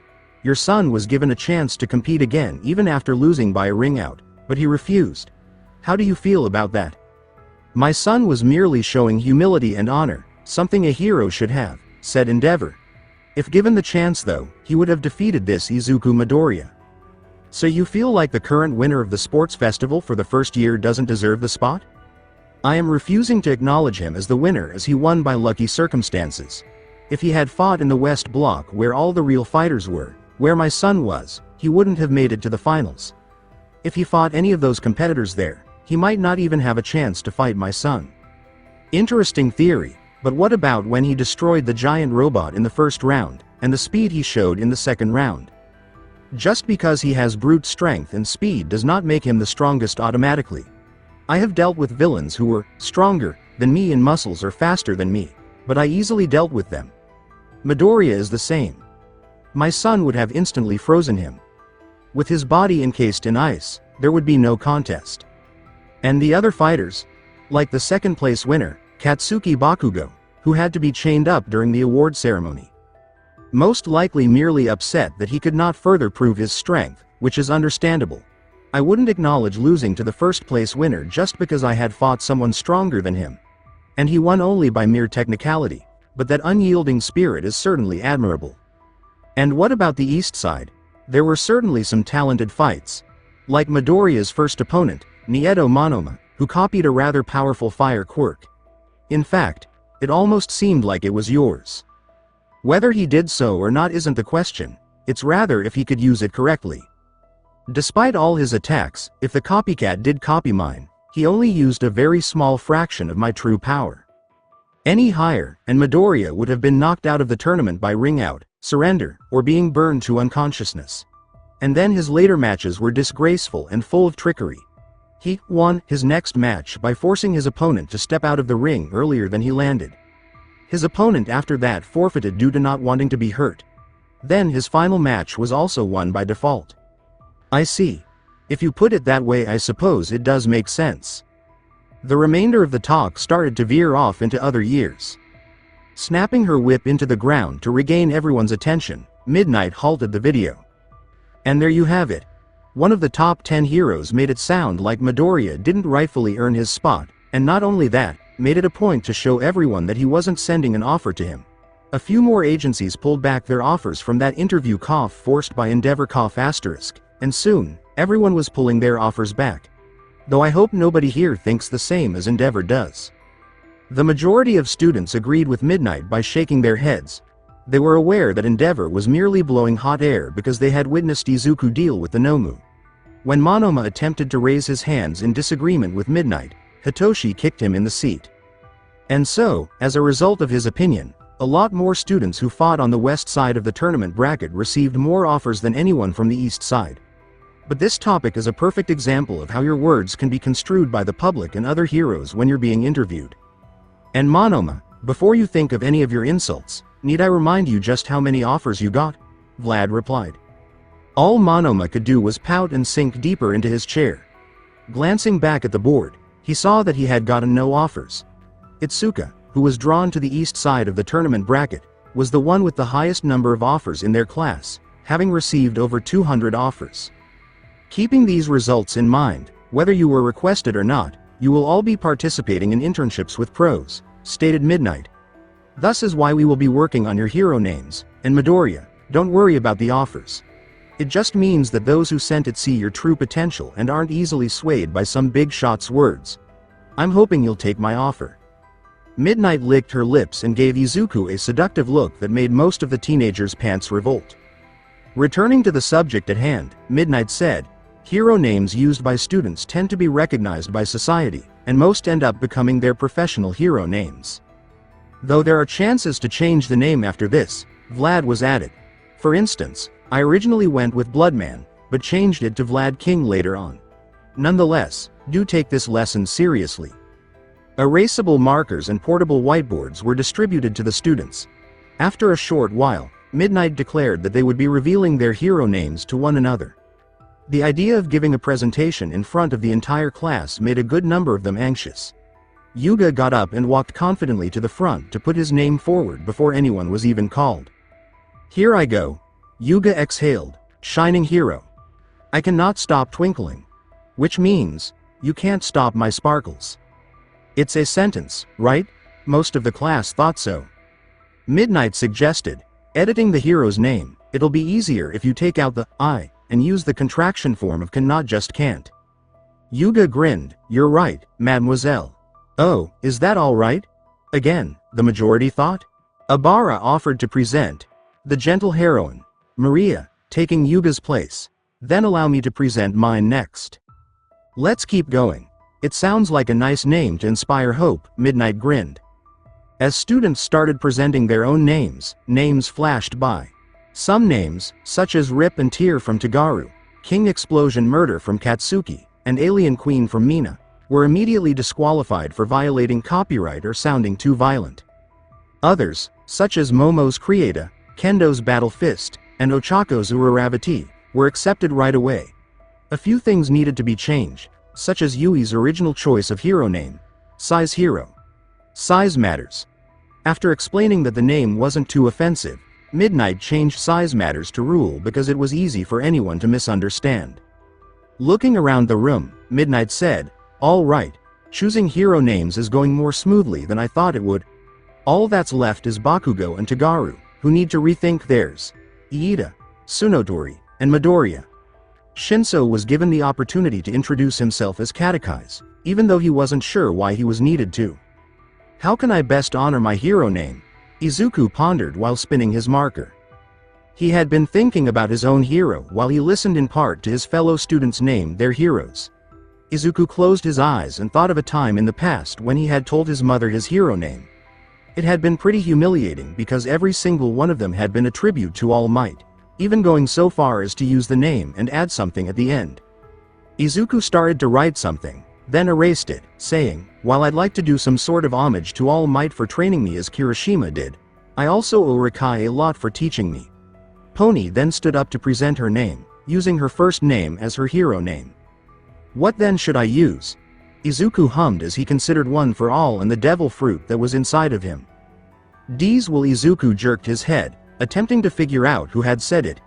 Izuku turned around at this precise moment, just as Monoma was about to hurl a spitball at the back of his head. Izuku, whose body was made of rubber, only bothered to turn his head and neck, so he ended up looking backward while keeping his torso facing forward, much like an owl. Monoma immediately put down his spitball, sat up straight, and turned his head away from Izuku in shock at what he saw. What was that? Izuku turned his head back and glanced down at his whiteboard. For some reason, those words resonated deeply with me, he thought to himself. However, I have never heard of this wool of D still, though. They have a familiar sound. However, how? D. That sparks an idea for me. Izuku briefly glanced in Ochako's direction and grinned to himself before starting to jot down some notes. Tenya, meanwhile, was glancing down at his own board and hesitated to say the first name that came to him. His brother admitted, back at the hospital, that he would probably never again be able to wear the name of Ingenium as a hero. Tenya had found it unbearable to witness his own brother in such a state. His brother was meant to have a prosperous future, inspiring others and mentoring underlings to develop. Only for that future to be brutally destroyed by that damn Stain, the villain. The former Ingenium, who was now only known as Tensai Iida, muttered, that's why. If you're up for it, will you carry this name for me? I continue to be. Tenya swore to himself, wiping out his initial words and replacing them with his name. I'm unworthy of such a name as of now, he mused. He went up to present it, shaking his head and trying to hide his expression with a smile. Before long, there were only two pupils remaining, Izuku and Katsuki. With a new name, Katsuki rose once more. Katsuki yelled, Lord Explosion Murder, with rage. Mystified by the boy's intransigent attempt to include murder in his hero name, Vlad questioned, what part of the word, don't put murder, in your hero name did you not understand? Katsuki sat down again in a huff, and Midnight asked, Midoriya, are you ready? Izuku came to the front and nodded, saying, yeah, I think I got one. He inhaled deeply and rotated his whiteboard. Izuku Midoriya, D.Eku. Ejiro questioned in shock, you're really going with that name? Are you really okay with that? Denki responded, I mean, I can think of something cool for you? Ha! Fitting for, Monoma began, only for Itsuka to kick him out of his seat. Yay! I used to dislike the middle part. But someone changed the meaning of it for me, It gave me a new perspective on it. To inspire hope, to say, you can do it, so I've decided to take it as my hero name, Izuku said. That explanation made Ochako smile, and Momo, Itsuka, and Suyu all gave her a quick glance. They weren't going to give up even though she had just unintentionally taken a significant lead over them. Interesting, replied Midnight. But can you explain to me why the emphasis on the D part? I'm not entirely sure, Izuku admitted, but it felt right to put that. I think it's something that I read, something about the Will of D. Will of D? Rang through the classroom. I'm not sure how to explain it, but it really stuck in me. Izuku laughed. I can't remember where I got it from, but the name brings big changes in an era or something like that. Well, if you like it, then go for it, exclaimed Midnight. It certainly has a unique flair on itself. Not to mention D can stand for anything later on. I half expected you to go with some sort of name with stretching or being made of rubber. Or even the straw hat you wear. Alright, that's enough, Shota said as he awoke. Now everyone's chosen a hero name, I fucking haven't yet. Katsuki? Let's get back onto the topic of internships. They'll last for a week, and as to where you'll have them, those with offers from pros will be given your own lists so you can choose for yourselves. Those without offers will choose from among 40 agencies around the country that will be accepting our interns. Keep in mind that each place offers different specialties, so choose carefully, Vlad replied. For instance, 13 focuses more on rescues from accidents and disasters than fighting villains, Midnight said. Think carefully before you choose, advised Shota. We'll be passing out the lists back in class. That's all. The entire class exclaimed, Yes, sir. Vlad, take my class to their room. I'll take Shinso to his, said Shota. Vlad murmured, already ditching your class to me, calling on the class presidents to organize their meeting. As he strolled alongside Shota, Hitoshi inquired, So what happens to me? Do I get to choose from the 40 agencies? No, said Shota. As you're still a reserve student, you don't get that. Then Shota waved a piece of paper in front of Hitoshi, clenching his fist, and said, Instead, you get these few choices. I had to pull some strings and favors for this. As Shota went on, in my opinion, the first one would probably suit you the best. Hitoshi cast a downward glance. Hitoshi glanced at the list with a few names on it and blinked. The agency of Ms. Joke Agency Gang Orca. Agency Hellhound etc. Looking up at Shota, Hitoshi questioned, Why can't I just intern with you? You're the one who gave me my chance and taught me how to fight, after all. Our quirks are too different, said Shota. You can't just look to me to grow. I can teach you how to fight, but you also have to learn more about your quirk. Ms. Joke's quirk, outburst, forces her opponents to laugh hysterically, thus hindering their own abilities. However, in order for it to work, she has to make them laugh, or even chuckle. So quite a few villains tried to fight her, knowing well how to counter her quirk. However, Ms. Joke has defeated them easily. The reason why is because she can easily read facial and body expressions. She tests out a variety of jokes to see which ones are the most effective. Once she gets a lock, she expands on that until she breaks that mask of indifference to her jokes. Not only that, but she is just as qualified to teach you close quarters combat, as she usually knocks her opponents out with a well-placed blow. My hope is that you will learn from her how to read expressions. While you may not have the same quirk, the activation is quite similar. You can use that sharp tongue of yours to force villains to reply to you without thinking, thus capturing them. And the other few? Hitoshi inquired, piqued. I know you still have that villainous outlook on yourself still. So I figured working with a few heroes that have been voted looks like a villain would help curb that outlook, laughed Shota. But I still think the first one on the list is the best for you. Take your time to think about it, though. Shota shivered, not to mention the favor I owe her for sending an offer.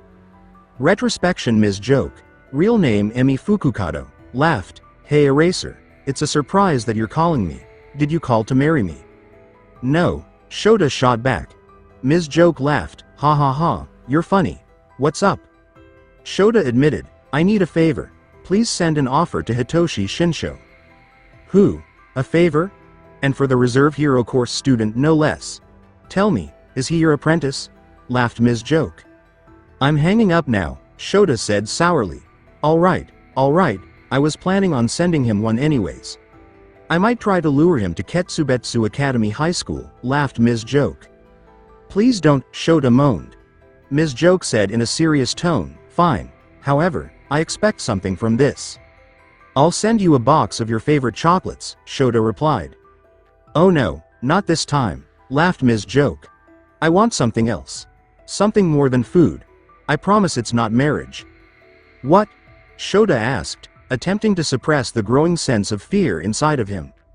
I want a real date, a romantic date, not one where we just eat at some fast food or when we team up to take out villains. I want a date where our job doesn't interfere with us. Like maybe go to a place together sometime, and eat some actual food, Ms. Joke said. Shota sighed, okay, fine. We'll find a date to do this. Date. Oh, and clean up before you come. No wearing your hero costume, said Ms. Joke. Now if you excuse me, I have stuff to do. Flashback concludes before long. It was lunchtime, and the hero course students could look over their options. After all, before they had more time to consider their options, they still had regular classes to attend. Nay, did you guys already decide what pro agency you're going to? Mina responded.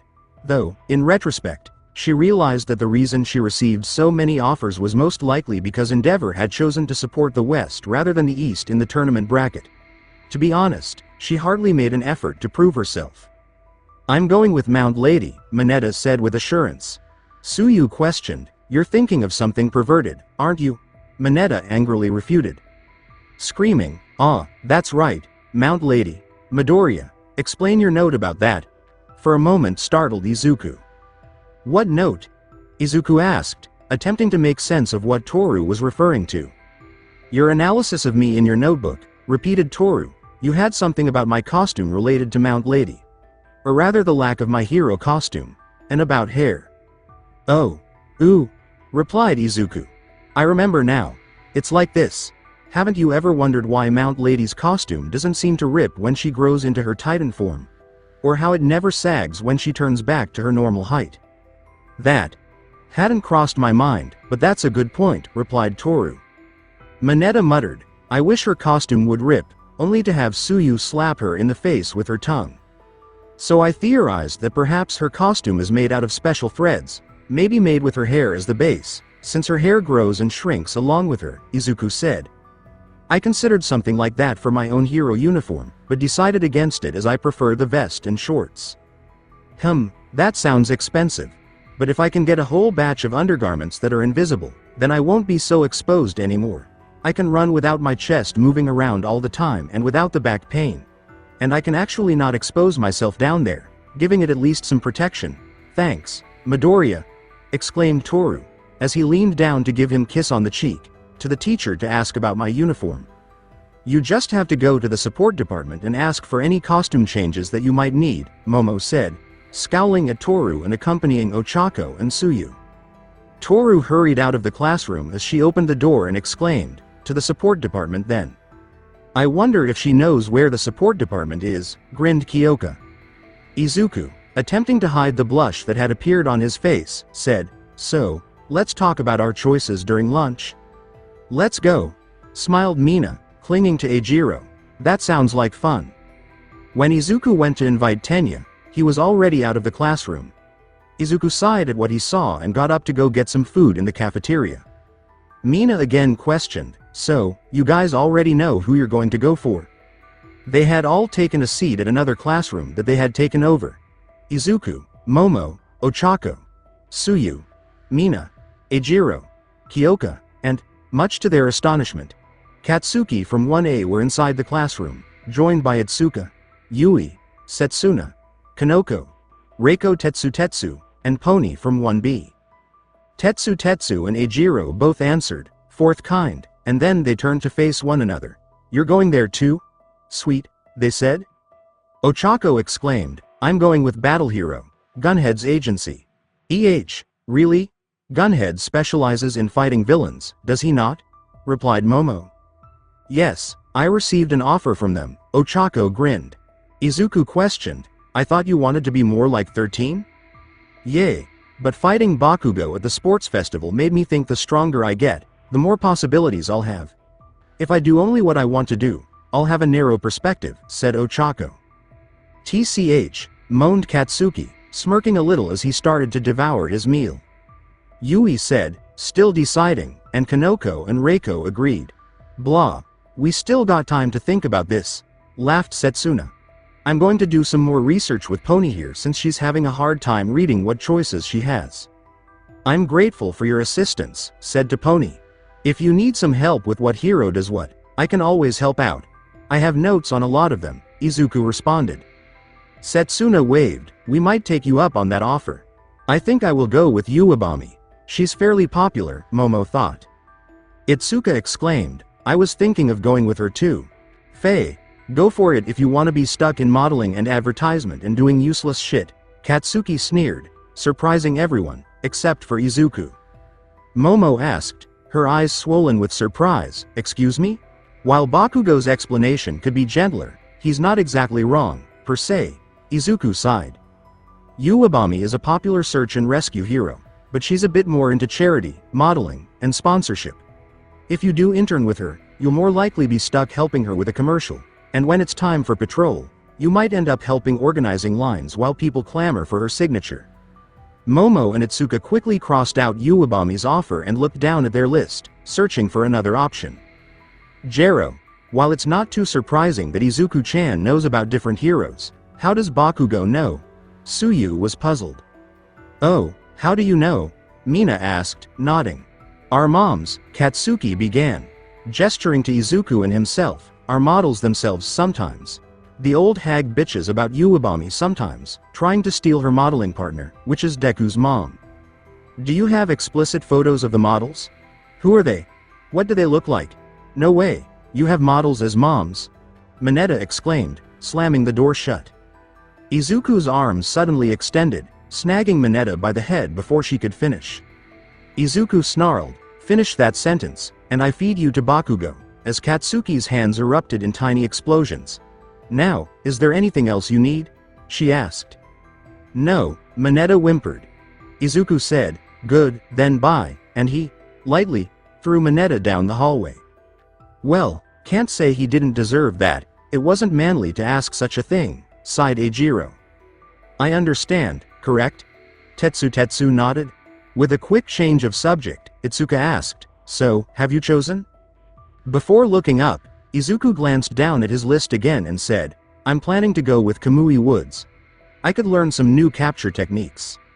Izuku was relieved that he fulfilled his promise, he thought, recalling that after he saved Katsuki, Kamui Woods had promised to send him an internship. It seemed like a very long time ago. Moreover, he observed that Death Arms had also forwarded him an offer. Before noticing anything startling, Momo leaned over to glance at Izuku's list and said, Uwabami also sent you a request, too. How surprising. Probably because she knows that Inko is Deku's mom, replied Katsuki. Probably wants to get to her via the sun. As much as I hate to admit it, that's probably likely, Izuku admitted. Where are you going? Best Genist, said Katsuki. He's the top hero in my offer list. Learn from the best so I can be the best.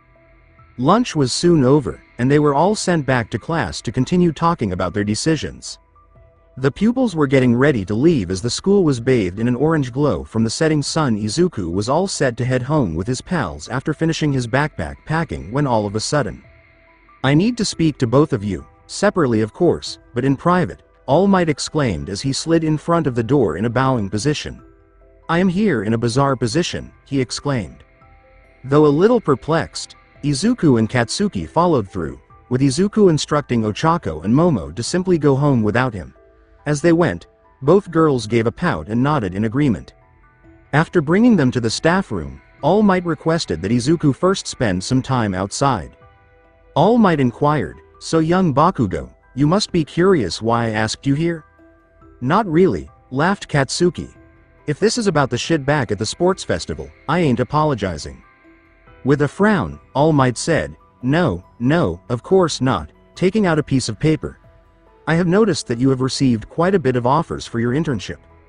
Yay. So, here is another offer for you. The hero's name is Gran Torino, All Might said, passing the document with the address to Katsuki. I called in a favor as a bit of recognition for your will to fight to prove to everyone, despite the damages you sustained. Who the fuck is that? Katsuki questioned, glancing at the address as he accepted it. If it's some unidentified hero, I'll pass. I already have best genist lined up. Well, he is a retired hero, and even back in the days, he never really cared for rankings, said All Might. Katsuki threw the paper to the side, frowning, all the more that I should toss this out, only for All Might to raise his arm and catch it. Now, I'm not forcing you to take it, it was merely an offer. He was a teacher at UA High for 1 year, but more specifically, he was my personal mentor during that year, and I learned a lot from him. But if you don't want it, then I'll. Before he could finish, All Might felt something, or rather, someone, scratching up his arms. Glancing to the side, he saw Katsuki crawling up, attempting to seize the piece of paper he had attempted to discard. With a growl, Katsuki tried to grab the paper without using his peculiarity as an excuse to get more attention. Give me, mine. A mentor of All Might personally? That was far superior to a hero ranked 4th? Haha, don't be so eager, young Bakugo. Now just let go of my arm and I'll give you the paper, All Might chuckled. Katsuki dutifully complied, and the moment the paper was back in his grasp, he grabbed it, as though he thought All Might would back out of the deal. Anyways, Gran Torino is a rather strict teacher, began All Might. So you might want to show some respect when you meet him. In fact, when I trained with him. When All Might started to stray, Katsuki began to wonder what was wrong with him until he noticed that All Might's legs were trembling. All Might hissed to himself, he did this, and that. And oh god, that. So scary, too scary, stop trembling legs. Sign me up for the hell up if a mentor can get All Might to shake like that. Smiling, Katsuki gazed at the proposal. Anyways, CC, could you call young Midoriya in FF for me? You're free to go now, All Might uttered, his body still trembling from the horrific encounter. As he opened the door, Katsuki nodded and said, yeah sure. Oi, Deku, your turn. Brazenly, Katsuki and Izuku smacked shoulders as they passed, then slammed the door with great force. Izuku saw All Might trembling and worriedly asked, so, what did you want? Are you alright? All Might mumbled, I'm fine. Just trying not to think about my training with Gran Torino. Izuku felt a chill go up his spine just thinking about his name. After spending a month in training with the retired hero, how could he not? That was back in the days of getting ready for the UA examinations, 1 month following the acquisition of One for All. As directed by Recovery Girl, Gran Torino had been assisting in supervising his training to ensure he didn't overwork himself.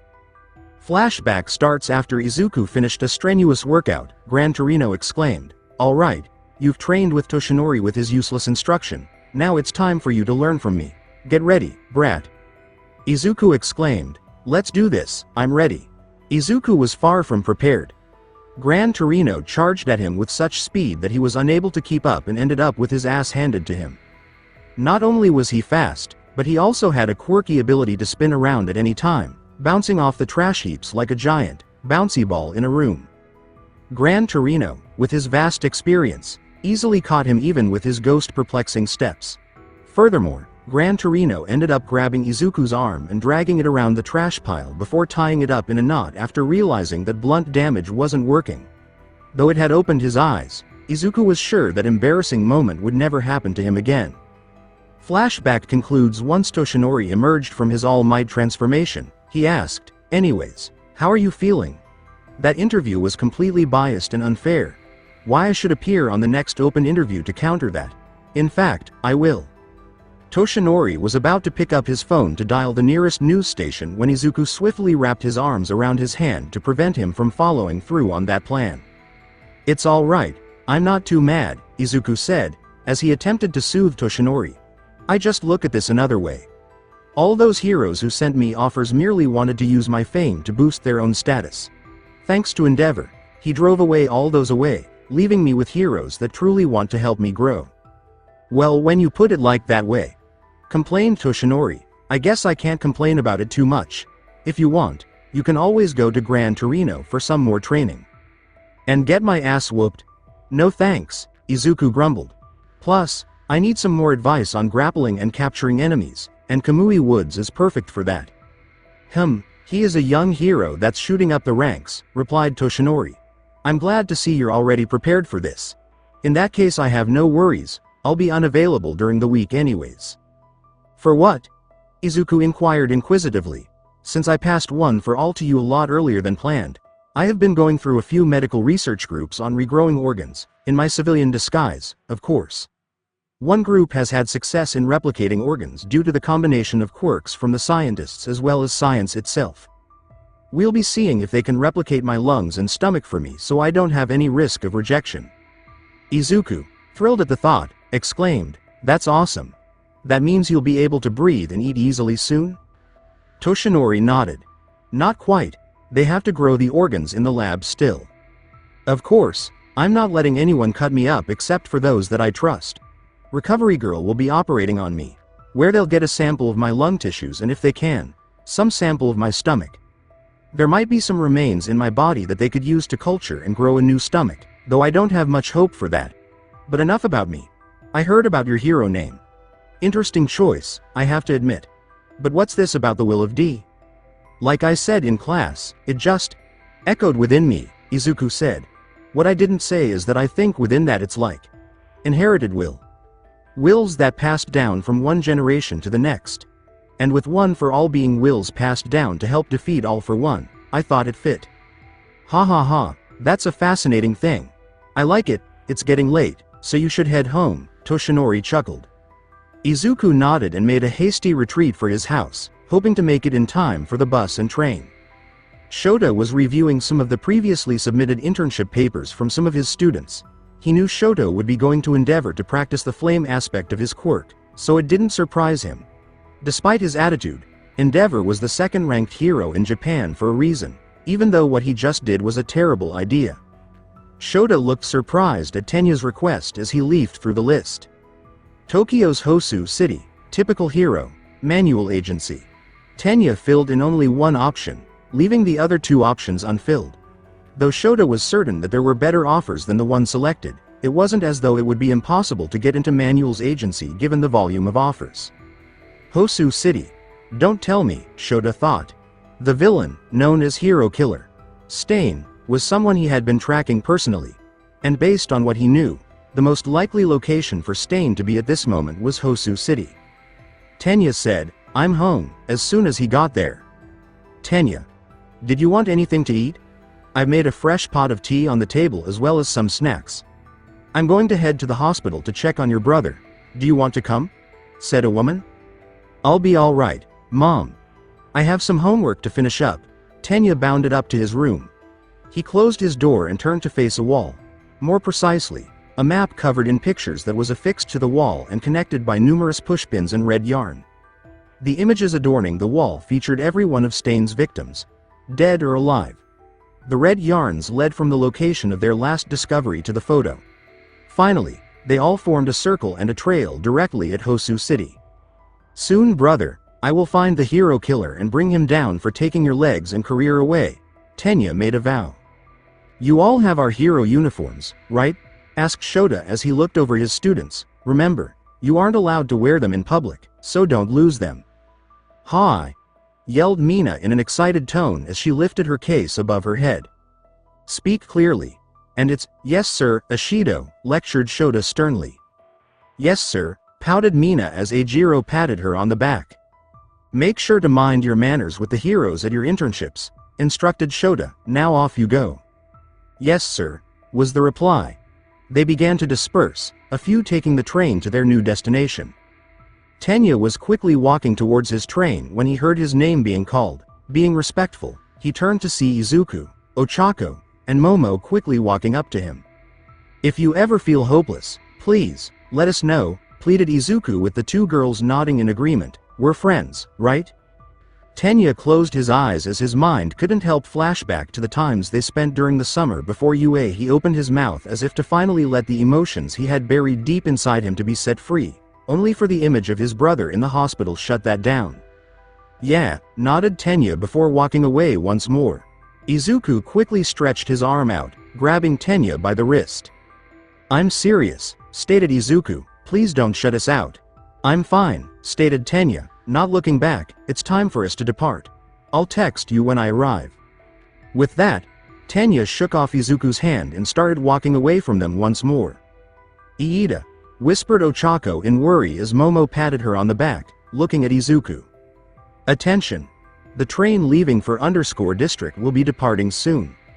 Oh, I need to go, panicked Momo. I'll see you all in a week. See you, nodded Ochako as she quickly went to board her train. Izuku watched them leave, sending a quick text to Itsuka, wishing her luck on her internship, before leaving the train station and boarding a bus instead. Kamui Woods' agency was actually closer to his home, near his old middle school area, meaning he'd be in a place that he was quite familiar with the terrain. Now I think of it, those two haven't told me where they were interning with, mused Izuku as the bus began to move. Oh well. I'm sure they'll text me later about it. Shortly later, Izuku made it to Kamui Woods' agency. Taking a deep breath, he knocked on the door. Come in, shouted a voice. Obeying the voice, Izuku entered the room. He looked inside to see a well-furnished office with plenty of potted plants, as well as a light brown wallpaper within the office. Ah, you must be the intern, waved an office worker inside the room. Shinji Nishia will be with you shortly, he's on the phone with his aunt. Shinji? Questioned Izuku. Ah, better know him as, started the office worker, only for a door leading to another room open. Ah, Izuku Midoriya. There you are, proclaimed Kamui Woods, stepping out of a meeting room. Good to see you. You've met my manager, K. He helps me run this place. Now then, let's get to work and halt evildoers on the prowl while training you up to dispense justice. Izuku grinned as he quickly rushed to the nearby changing room to change into his hero uniform. Katsuki growled as he waltzed down the street, looking at the address he was given. The hell is this place? Growled Katsuki as he made another turn when the GPS function stated that he had arrived. Katsuki looked up and frowned when he saw a dilapidated building. It looked like a single focus blast from his quirk could easily destroy it. I better have not gotten a prank address, growled Katsuki as he kicked open the door. Yo, I'm here for my internship with All Might's teacher. The first thing Katsuki saw when he kicked open the door was an old man lying on the ground with what seemed to be blood splatter. I ain't touching that shit, huffed Katsuki as he turned to leave.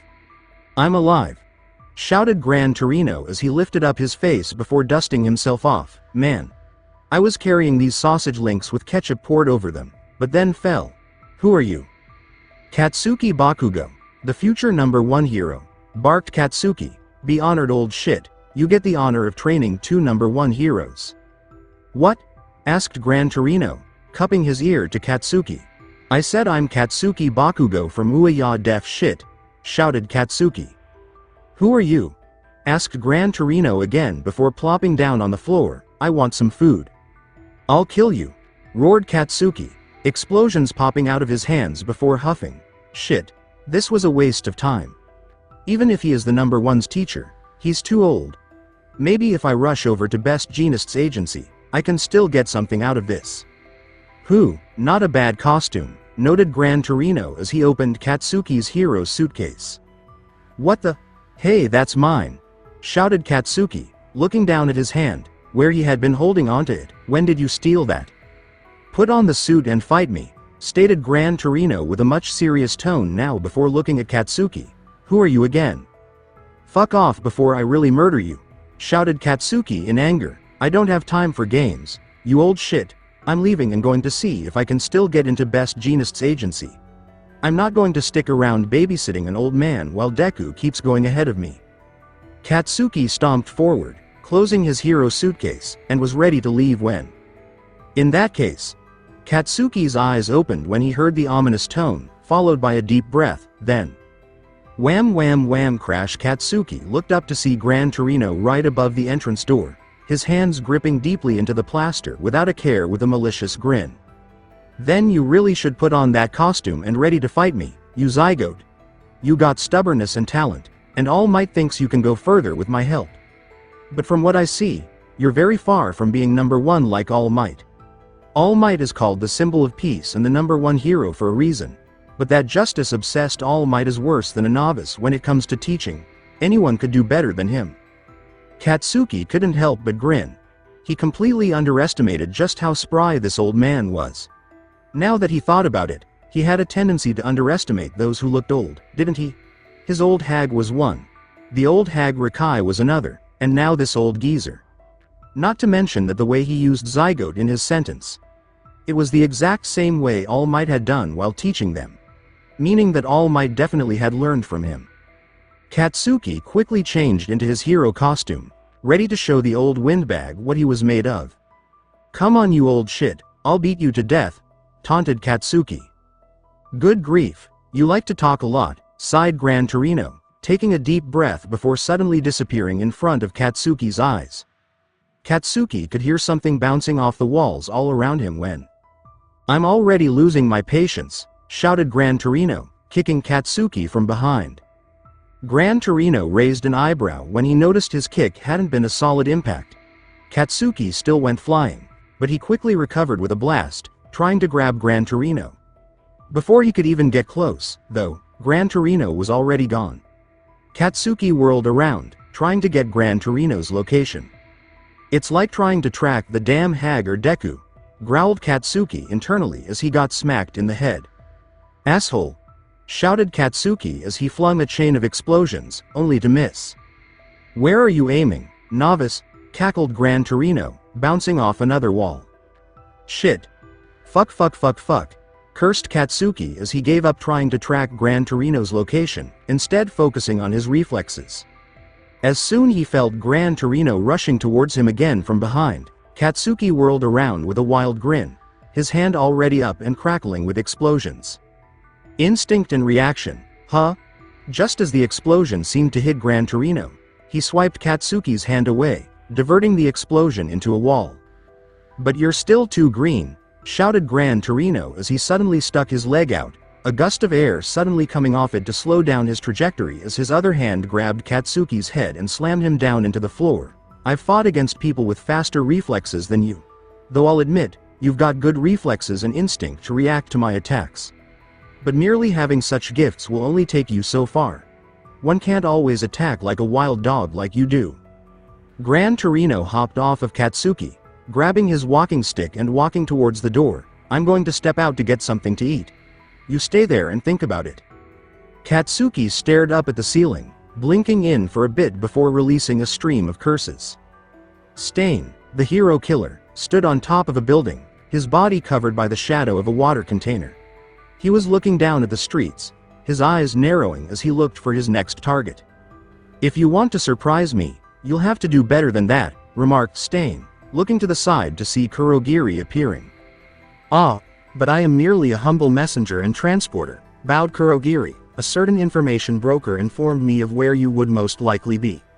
Please, if you could come with me.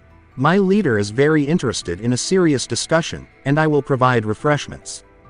"What interest could your group even offer me?" sneered Stain. "Well, we are the ones that successfully attacked UA and escaped," shrugged Kurogiri. "That has to count for something."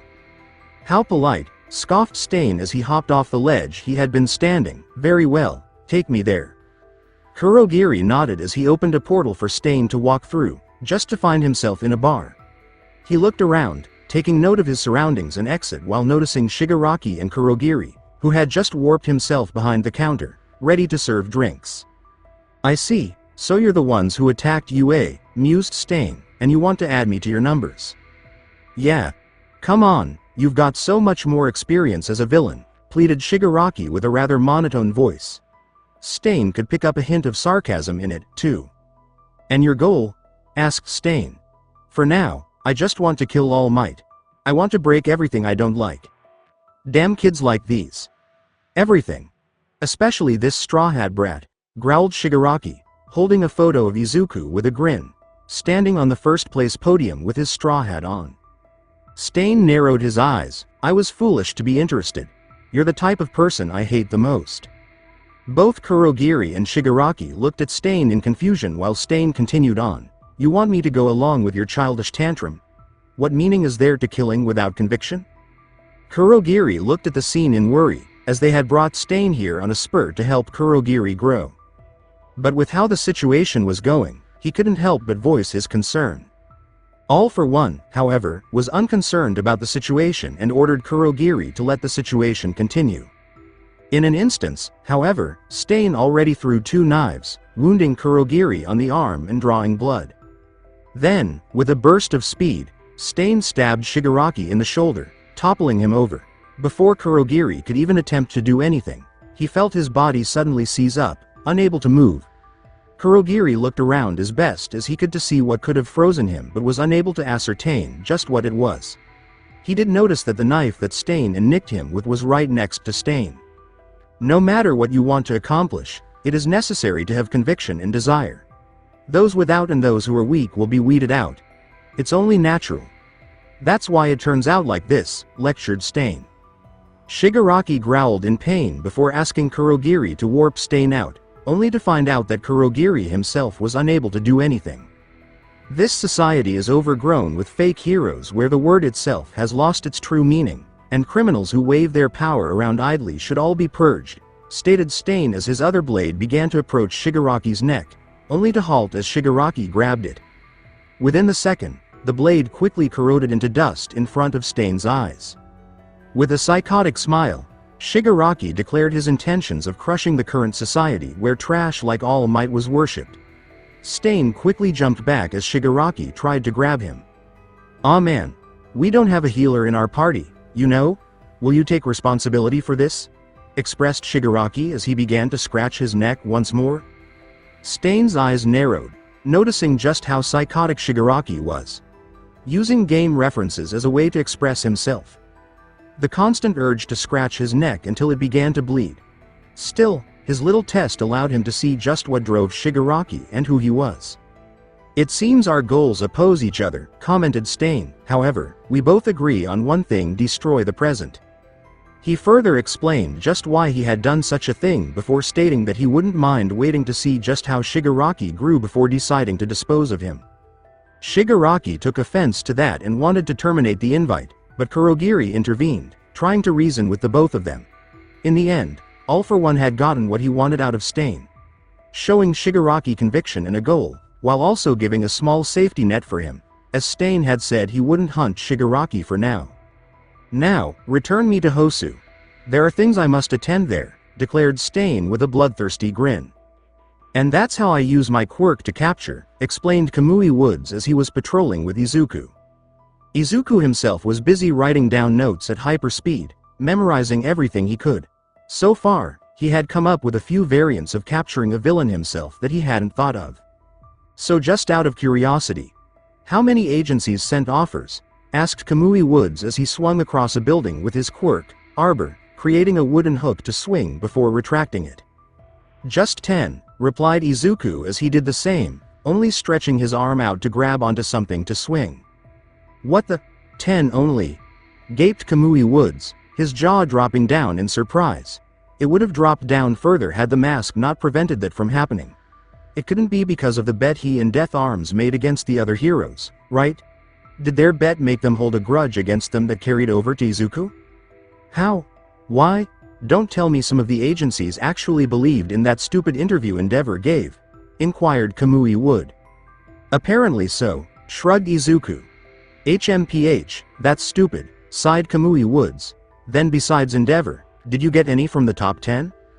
Actually yes. I had an offer from Best Jeanist, replied Izuku. Kamui Woods raised an eyebrow at that before asking, not that I'm against you choosing me over him, but why didn't you go with Best Jeanist? I'm sure you could have learned a bit more from him than me. Well, for one, you did come through with your offer from a year ago, so I thought it would be more respectful to reply to yours. Secondly, his style of capturing opponents is too different from mine. He uses fiber strings to subdue his opponents, which are too thin for me to even try to mimic. Yours, however, is something that I can at least learn from. Kamui Woods had to look away to try to contain the tears that were threatening to pour out. Luckily, he didn't have to try very hard when the two of them heard a commotion. Let's mug them. Kamui Woods and Izuku turned to see two men, a short one with a knife and 3 eyes while the other was tall and lanky, though curiously his right arm was very bulky. Hey, give me all your money, threatened the one with a knife, pointing at a mother who was carrying her baby. Please don't hurt us, screamed the mother. "Shut up, I was talking to the baby," shouted the mugger, pointing his knife at the baby. Before anyone could really comment about what was wrong with that picture, Kamui Woods had already sprung into action. "Lacquered chain prison," shouted Kamui Woods as tendrils of wood wrapped around the muggers. "I ain't going to jail," bellowed the bigger mugger as he managed to punch his way out of the wooden chain, running away as fast as he could. "Deku, intercept," shouted Kamui Woods as he reeled in the first mugger. Izuku had already jumped forward, landing in front of a large mugger. "Huh, you're the one that Endeavor said was weak," laughed the mugger in glee as he jumped into the air. "Take you down, and I'll be famous without even having to work hard. I'll shoot up in the villain rankings." The mugger's right arm was suddenly brimming with electricity as he tried to punch Izuku. Izuku calmly dealt with the situation by rushing forward and sliding on his knees, dodging the punch, while at the same time, his fingers, which he had interlocked with each other, stretched out behind him to form a net. The punch went through the holes, but the man's body was caught in the rubber net. With a swift jerk, Izuku pulled his fingers back, forcing the mugger's body to tilt forward before landing painfully on his back. Before the mugger could try to do anything else, Kamui Woods was already on him in a flash, wrapping him with a much thicker tendril of wood. "Good work," grinned Kamui Woods. "I see you're already improvising some of the moves I've taught you." Soon night fell upon them. Kamui Woods led them back to his office, guiding Izuku to where he would be sleeping for the next few days. "Get some sleep, we have a big day tomorrow," ordered Kamui Woods before shutting the door. Izuku yawned as he began changing his clothes, grabbing his phone once he was done. Izuku scrolled through his messages, frowning as he saw the text he had sent to Tenya still unanswered. As he began to text into a group chat, his phone suddenly rang, surprising him for a second. Quickly answering it, he heard a voice he last expected to hear. "Deku!" roared Katsuki into the phone, blasting Izuku's eardrums for a good second. "What do you want, Bakugo?" sighed Izuku in annoyance. "You're the hero geek, I need information on a certain hero," barked Katsuki, Gran Torino. Izuku blinked for a second before hesitatingly asking, Are you asking for help?" Silence followed after that, making Izuku think that perhaps Katsuki had hung up when he heard a cough. "I need your help." Hell, stuttered Katsuki, unable to actually form the words needed before snapping, "Damn it, just give me the info I need." "That's the closest that I'm going to get, aren't I?" sighed Izuku. "What is it you need specifically?" "Details of his damn quirk," barked Katsuki. "I can't pin it down right. It's something that fucking lets him pinball in an enclosed room, but it's not a bouncing quirk. He takes a deep breath before boosting off the walls, so it has to do something with breathing." "Did you notice air coming from the bottom of his boots?" asked Izuku with a deadpan voice. "Air, of course I did," trailed off Katsuki. How could he not notice? After sparring with Gran Torino once more and failing to land a damn hit, he did notice that the old geezer's foot let out gusts of air. "That's his quirk, Jet," answered Izuku. "He uses the air in his lungs to propel himself. Technically, with his age, you could try to outlast him, but considering your style." "Fuck that, I ain't going for that cheap win," howled Katsuki. "Now that I know more, I'll kick his ass." "You know, there's something that has always been picking at the back of my mind," hummed Izuku, preventing Katsuki from hanging up on him. "Your quirk lets you sweat nitroglycerin, to which you can control to make it explode." "Yay. So? I know my quirk already, dumbass," snarked Katsuki. "Could you also make them explode from your feet?" asked Izuku. "Might be something to consider, since feet do sweat, though not as much as your hands probably. Though you do have excessive sweat glands because of your quirk. Who knows? If that's all, then I'm hanging up, got other stuff to do before I go to sleep."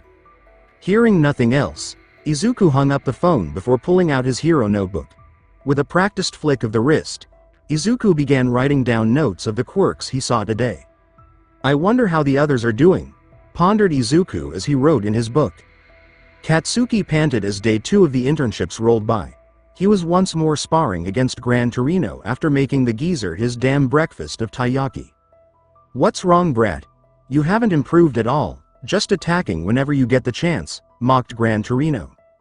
Katsuki could only growl, unable to provide a comeback as any time he tried to. It left him open to an attack. Katsuki tried to follow Gran Torino by flying up with explosions, but his speed and control in the air paled in comparison with Gran Torino.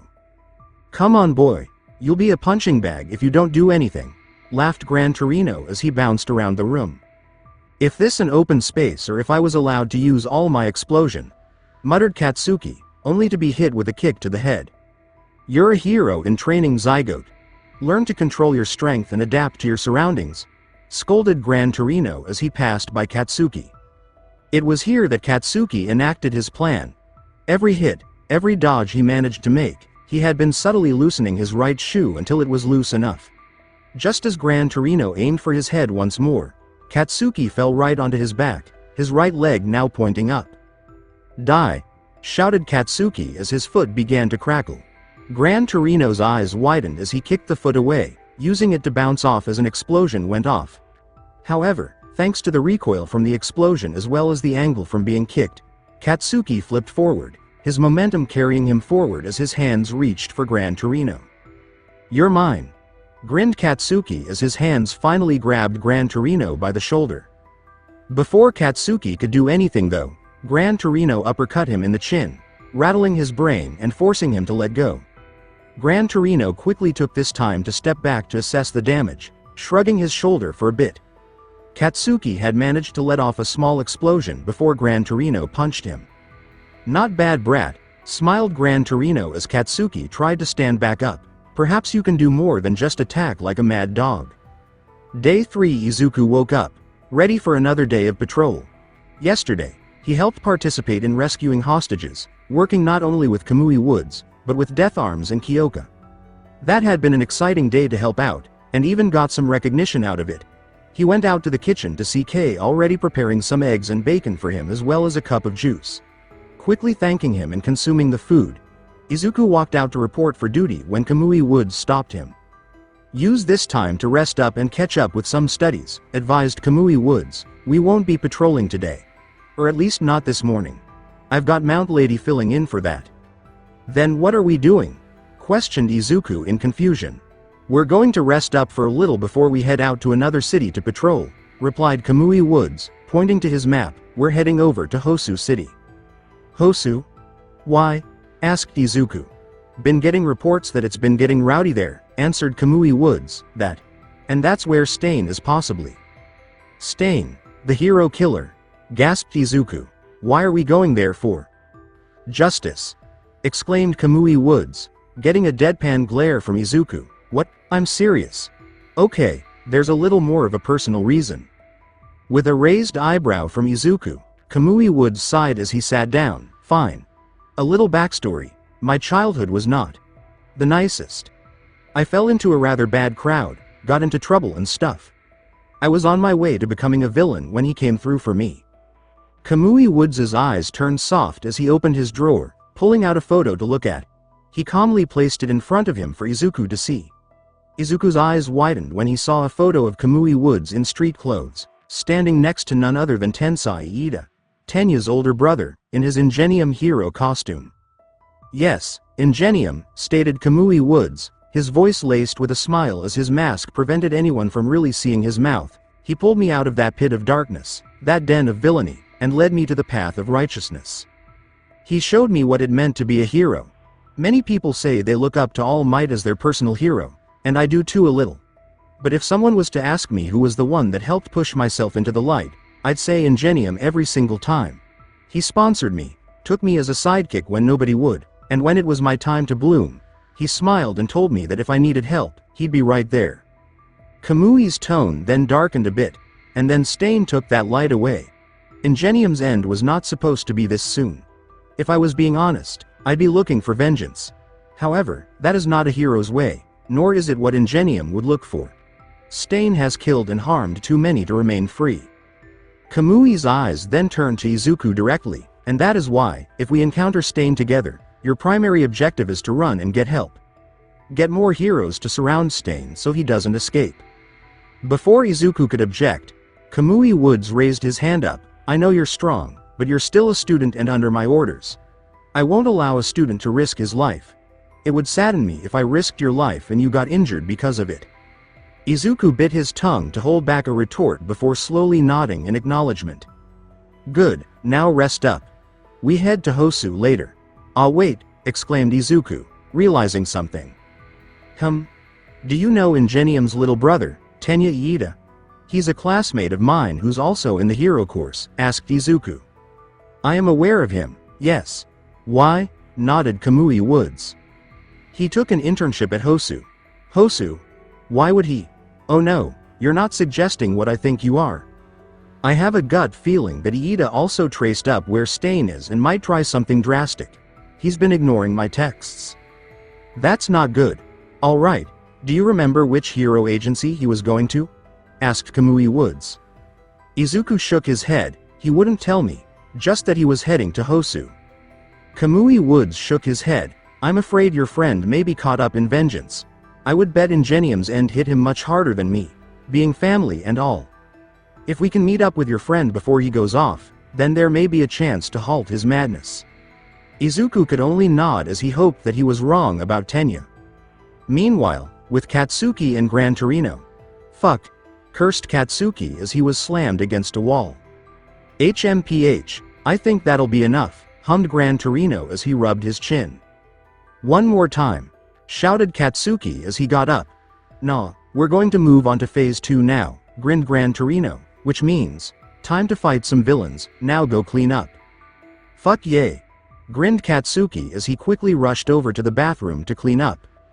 As Katsuki was cleaning up, Gran Torino looked around the room that he had rented for this internship. When he arrived, despite its shoddy look, the inside was rather clean. Now, there were cracks in the plaster everywhere as well as scorch marks. Good thing this building was scheduled to be destroyed anyway, shrugged Gran Torino as he picked up his cane. I'm ready, said Katsuki as he jumped out of the bathroom, already in his hero costume. We going on patrol around here? Not quite, said Gran Torino as he motioned Katsuki to follow him. The decreasing population in this area has made crime rates here also quite low. The reason why hero agencies are more frequent in urban areas is that there's a lot of crime there. The higher the population density, the more trouble you'll find. Around Shibuya, you'll find lots of small fights that break out on a daily basis. Awesome, grinned Katsuki, finally, to kick some ass. Shoto sighed as he finished up lunch. Soba at his father's agency was mediocre at best, nothing compared to his sister's cooking. Honestly, he had debated on even coming to his father's agency since that interview. However much he disliked him, though, Endeavor was the best hero suited to teach him the fire part of his quirk. Not only that, but his reaction time, speed, and experience was the real deal.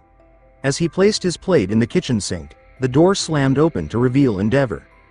Pack up Shoto, we're heading to Hosu, announced Endeavor in a booming voice.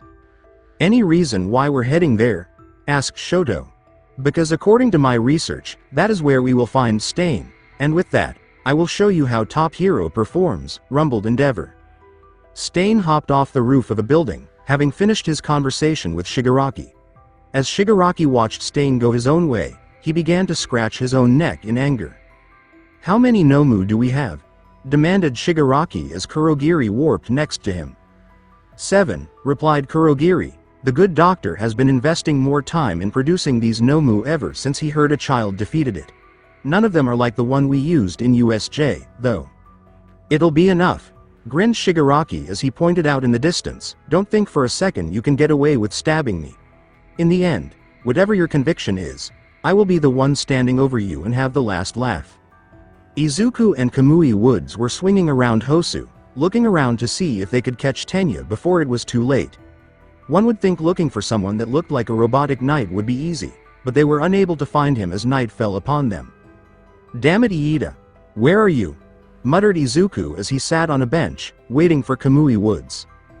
Don't worry, I'm sure he'll be fine if the hero he's interning with is good, stated Kamui Woods, passing an instant ramen bowl to Izuku as he plopped down on the bench with his own bowl. I hope you're right, sighed Izuku as he dug into his ramen.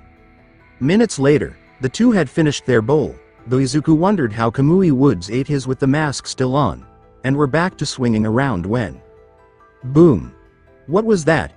Asked Izuku, missing the ledge and crashing into the sidewalk with a splat. Luckily, he was made of rubber, and so suffered no damage. No idea, but we're checking it out, shouted Kamui Woods from the ledge. Come on. In a bullet train to Shibuya that happened to pass by Hosu, Katsuki sat there waiting impatiently with his leg shaking in boredom. Brat, stop bouncing your leg, lectured Gran Torino. Aren't we there yet? Huffed Katsuki. By the time we get there, it'll be deep into the night already? Bah, that means more skirmishes, brat, shot back Gran Torino. Katsuki couldn't argue against that, as he wanted more skirmishes to fight in. He was just afraid that by the time they got there, all the villains would decide to just turn in for sleep. Hey, look at that. A building just exploded, shouted a passenger. Really? Where? Soon passengers were all crowding towards the window, curiosity overriding their sense of safety. Passengers, please return your seats and safely sit still, announced the operator. Suddenly, the train began to brake, sending quite a few passengers tumbling forward into other seats. The hell? Why'd we stop? Barked Katsuki. His question was answered a second later when a pro hero crashed right through the train, landing painfully inside. What's with that? Started the hero, only to be crushed into the floor by a large hand. The passengers were soon greeted with a strange monstrosity with its brain open to the world as well as two eyes on both sides of its brain. That's a fucking nomu, cursed Katsuki, ready to fight. Kid, sit down, ordered Gran Torino as he quickly used his quirk to jet himself up, bouncing off the ceiling and above the passengers' heads before kicking the nomu's head, forcing it to let go of the pro hero it had hostage. Within the next second, Gran Torino had already bounced off another wall and crashed right into the nomu, forcing it off the bullet train, crashing through the wall, and carrying that momentum all the way into another building. Katsuki quickly hopped over the passengers, or extras, as he prefers, and looked out of the hole, his gaze quickly taking in the situation. Seeing the telltale signs of a fire brewing in the distance, Katsuki grinned. No fucking way I'm missing out on this, hissed Katsuki as he jumped off, using his quirk to create explosions to fly through the air towards the fire. On the streets of Hosu, Gran Torino sent the nomu crashing into another building, quickly jumping off to get a breather in. He winced as he felt a jolt of pain from a small burn he had gotten sparring with Katsuki. It wasn't anything serious, but he wasn't a young man. The nomu screamed in anger as it burst out of the building, sending debris flying towards innocent civilians. The passers-by screamed in fear as they quickly fled the scene. A woman fell down from the panic, her high heels tripping her over. As her boyfriend tried to protect, a familiar old lady with a wooden cane passed right in front of them and the nomu. Oh no you don't, shouted Gran Torino as the nomu was about to pounce on the lady, trying to jet to the nomu. Before Gran Torino could hit the nomu, though, the old lady somehow shifted herself so she was far closer to the nomu's chest than it expected, her palm lightly striking the nomu's chest. Within the next second, her cane struck right at the nomu's upper chest with a jab, catching it by surprise. URG, grunted the nomu as it tried to raise its left arm, only to find it paralyzed. With a swift sweep from the cane, the nomu was sent tumbling to the ground. Before the nomu could raise its head, the old lady was already spinning in the air before axe kicking the nomu on the brain, sending it collapsing to the floor once more. For Gran Torino, it was a bit of a confession time. He was never married, though he had quite a few flings over the years. The reason for this was because he was in love with Nana Shimura. Her quirk, float, was the perfect match with his, jet. Yet he never asked Nana out, because by the time he had met her, she was already dating someone, which turned to marriage. So Gran Torino buried that feeling away. He thought he would never find another woman like Nana again. And yet, just seeing this lady axe kick a nomu, sent his heart racing. If one was careful enough, within Gran Torino a song could be heard, suddenly, by B_LLYO_Ian. Gran Torino quickly shook that song off and pushed forwards towards the nomu, intending to attack it. However, before he even reached it, the old lady suddenly jumped towards him, taking him with her while sustaining her momentum. What is she doing? And is she blind? Gaped Gran Torino as he just noticed the lady's eyes had been closed the whole time. Seconds later, a stream of fire struck Nomu. I was looking for the hero killer, but this guy's timing was bad, announced Endeavor as he stepped forward. I do not know who the two of you are, esteemed elders, but leave the rest to me. At another location, Several heroes were fighting against 3 nomus with little luck. Explosions from vehicles were raising fire everywhere, giving the nomus a chilling visage. Manuel, put out the fire, ordered a hero with bullhorns as he ripped open a fire hydrant. Why did you choose to go off at a time like this, Tenya? Muttered Manuel as he quickly took control of the water, using it to put out the fires. The bull hero quickly went to tackle one of the nomus, only to abort his charge to block another nomu's attack. What's with that power? Grunted the bull-horned hero before he was suddenly tossed against a building. Yui Kodai, otherwise known as Ruler, had been helping evacuate civilians, providing support for the active heroes. Her internship had actually been with the 2 ninja heroes, hoping to learn how to throw stuff accurately. She never imagined she would see Nomu again, and this time 3 of them. Yui was helping the fly get up and trying to pull him to safety when one of the Nomu grabbed a vehicle and threw it at her. The fly! Ruler! Shouted one of her mentors. Yui looked up, her eyes widening in shock and fear as the vehicle came closer. Her mentors were trying to move, but there was no way they would be able to save them. The light from her eyes seemed to dim as she accepted she was going to die. Just as the car seemed to hit them, Yui suddenly felt something wrap around her waist. Then, with a sudden jerk, she and the fly were suddenly pulled away from the vehicle as it exploded. "Are you alright?" asked a voice as Yui tried to blink to see just who had saved her. At first, a warm and strong chest greeted her sense before she looked, seeing a familiar straw hat and green hair. "Midoriya," whispered Yui in shock and awe. Izuku nodded, putting them down as he turned around, facing one of the Nomu that was screeching in anger at its kill being denied. It charged towards Izuku, ready to pounce when lacquered chain prison. Tendrils of wood wrapped around the Nomu, imprisoning it for the while. However, this wooden prison was much different from what Kamui Woods usually use. He usually wrapped his enemies around the center of mass, locking his opponent's arms as he did so. This time, he aimed to lock the hand, body, and legs all separately. As the Nomu began to teeter forward, Izuku's arm pulled back, infusing one for all into it. Austrian smash. Izuku's punch smashed the Nomu in the chest before being lifted up into the air with Izuku's arm stretching as he punched the Nomu. Seeing the Nomu up in the air, Izuku quickly turned to Manuel, who was busy trying to contain the fire. "Did Tenya Iida intern with you?" asked Izuku quickly. "Huh? Oh, yeah, he's an intern at my agency. However, he seems to have disappeared on me." "Damn it. Where are you?" gritted Manuel as he shifted to another fire building up. Izuku's face paled before turning towards Kamui Woods. "Kamui. I heard," shouted Kamui Woods, now helping the other heroes handle the other Nomu. "Go. Try not to engage in combat and just run rescue." Izuku nodded, and after getting a little more details from where Manuel and Tenya had been a few minutes ago, rushed in that general direction. "Ruler, are you alright?" asked her mentor, rushing over to her. Yay, I'm alright," blushed Yui. What she didn't want to mention was that she was already missing the warmth and safety of Izuku's chest, as well as his power. "Ah, I wish he would come back so I can cuddle against that warmth. What am I thinking? Do I? No. Big sis Itsuka has dibs on him already. Bad girl, bad Yui. Naughty Yui." Air. Sweat dropped her mentor as Yui was slapping her face. Stain shot an annoyed glance at the streets, completely ignoring the ranting wannabe hero below his foot. He would deal with those scum later. "I'll kill you," cried out Tenya in anger, outraged by his helplessness. "Save that guy first," lectured Stain, pointing to Native, another pro hero that laid slumped against a wall. For some reason, he was unable to move despite only having a cut on his shoulder.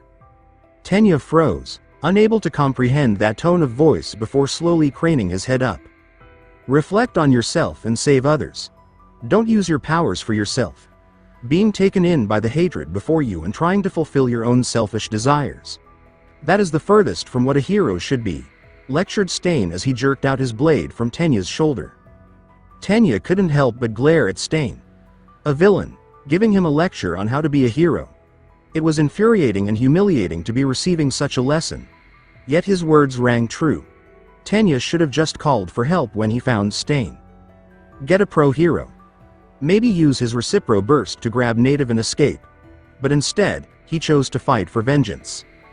"That is why you die here," proclaimed Stain as he licked the blood off his blade, stained with Tenya's blood. Tenya's eyes widened as he felt his whole body freeze up, unable to move even a pinky. It was as if someone had taken away control of his body. "Is it like Shinsho Hitoshi's quirk?" "No, I still have control of my mind and my mouth, but everything else feels paralyzed," analyzed Tenya. Stain flipped his blade once more, raising it high up above Tenya's head. "Goodbye. You're an offering to a more just world." Tenya pleaded. No begged his body to move, to do something as the blade began its descent. He half-hoped his brother would miraculously recover and show up and kick this villain away. Tenya couldn't help but close his eyes as the blade approached closer until... Bam! Tenya's eyes shot open when he heard something impact Stain's face, as well as the pressure on his head from Stain's foot lift up, sending Stain stumbling across the floor. "Get away from him!" roared a familiar voice as the figure landed in front of Tenya. "Brother?"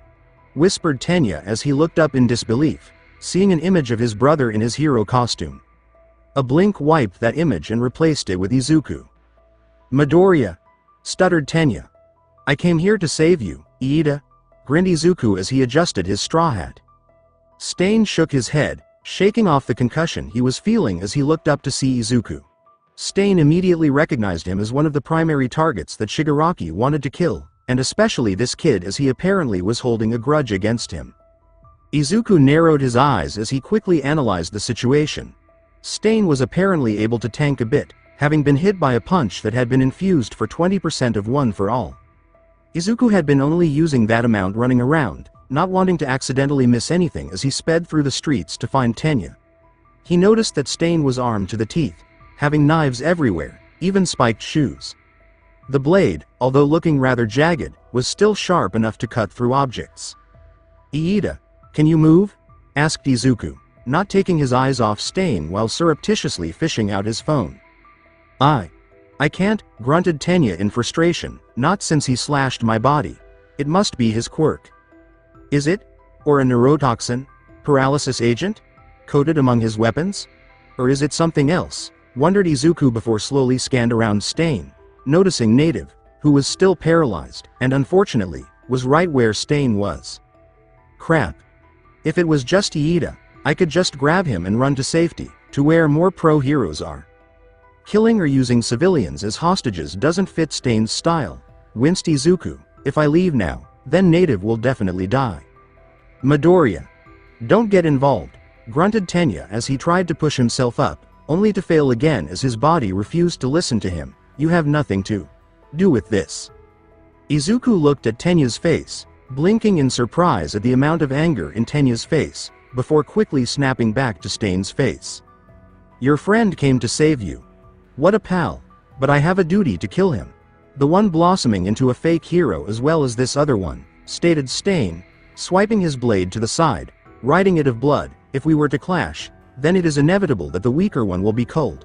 Now, what will you do?"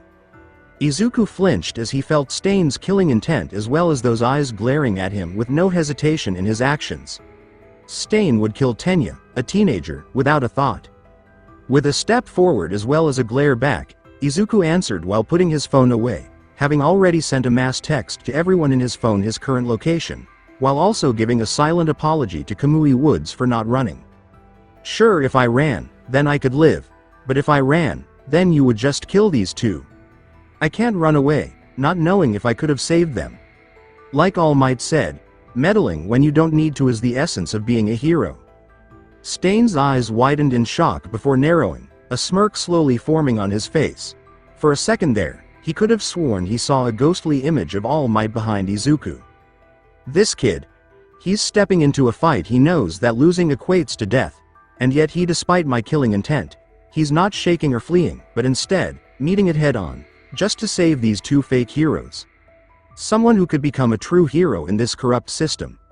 But only if the rod doesn't get to him first, thought Stain as he saw Izuku raising his arm, taking a more defensive stance. "Stop it. Run away," shouted Tenya. "I told you, didn't I? It has nothing to do with you." Izuku ignored him, focusing on Stain. Many sharp objects. Stretching attacks are a bad idea, analyzed Izuku as he slowly stepped closer to Stain, feeling out for his reach in that case. Izuku charged forward, sending a quick jab to Stain's face, to which he dodged with ease. Quick reflexes, added Izuku as he sent another quick and compact attack. Kid's not bad. He's using quick and economical attacks to avoid leaving his limbs open to attack, thought Stain as he dodged another attack, his blade flashing in the moonlight glint as he attacked. Izuku jumped back to dodge, quickly raising his right arm to block the sudden knife Stain had thrown. Instead of deflecting off his gloves laced with carbon steel, though, it sunk into it, almost hitting skin. Izuku's eyes widened as he quickly jumped back further, removing the knife from his glove as well as disposing of his glove. Taking a quick chance, Izuku quickly sniffed the knife. Don't smell anything from it. Is it scentless or only on his sword? No weird coating either. Izuku didn't get the chance to analyze it anymore as Stain charged in with a downward slash. Izuku immediately blocked it with the knife. Schlink, the knife held for a second before it was cut under Stain's blade with barely any resistance, forcing Izuku to jump back, but not before sustaining a gash on his arm. Damn, his sword is even sharper than the knives, winced Izuku, feeling the cut on his arm. He noticed he wasn't paralyzed, and carefully watched Stain raising his sword towards his mouth. Just as Stain stuck out his tongue, ready to lick Izuku's blood, his eyes widened as he quickly adjusted the blade to block a punch from Izuku's stretched out arm. In a flash, Izuku was already in front of him once more, his body infused with one for all at 40%, hurling a barrage of punches, kicks, and grapple attempts. Stain easily dodged those attempts, but found out that he didn't even have the leeway to bring his blade back up to his mouth. This kid. Does he know how my quirk works, or does he just suspect it? Either way, he's got a good mind there too, grinned Stain as he pulled out his knife with his other hand, attacking with it. Izuku winced as he sustained quite a few cuts, but kept attacking, landing a scraping blow to Stain's face. As Izuku dodged a kick from Stain, gaining another cut from the spiked shoes, Izuku saw his chance. Now's my chance, thought Izuku as he clinched Stain. Eat this, shouted Izuku as he kneed Stain in the chest. I win, thought Izuku until he suddenly felt his body seize up. Not bad, but you made a mistake, coughed Stain as he pushed Izuku off him, sending him flopping to the ground. You let me get too close, but I suspect you have an idea of what my quirk is now. Izuku's mind raced at those words until he realized what he had done. He had literally shoved Stain's face right next to one of his cuts.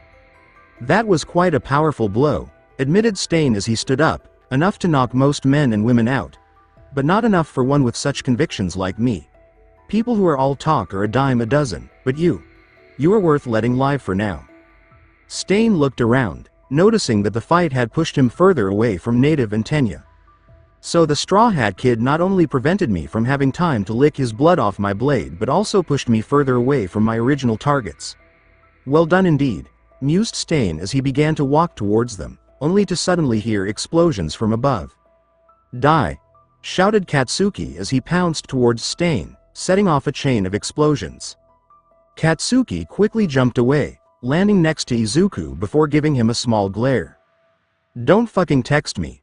I never gave you my number, rumbled Katsuki before looking back to where Stain should have been his name, a stain on the floor.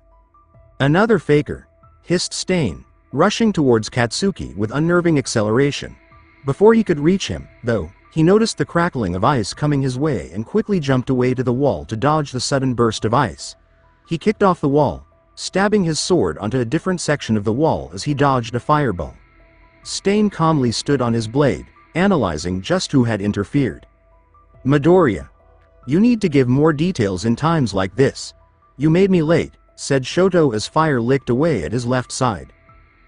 So that's it for today. I will continue the story in next part. Till then, bye bye.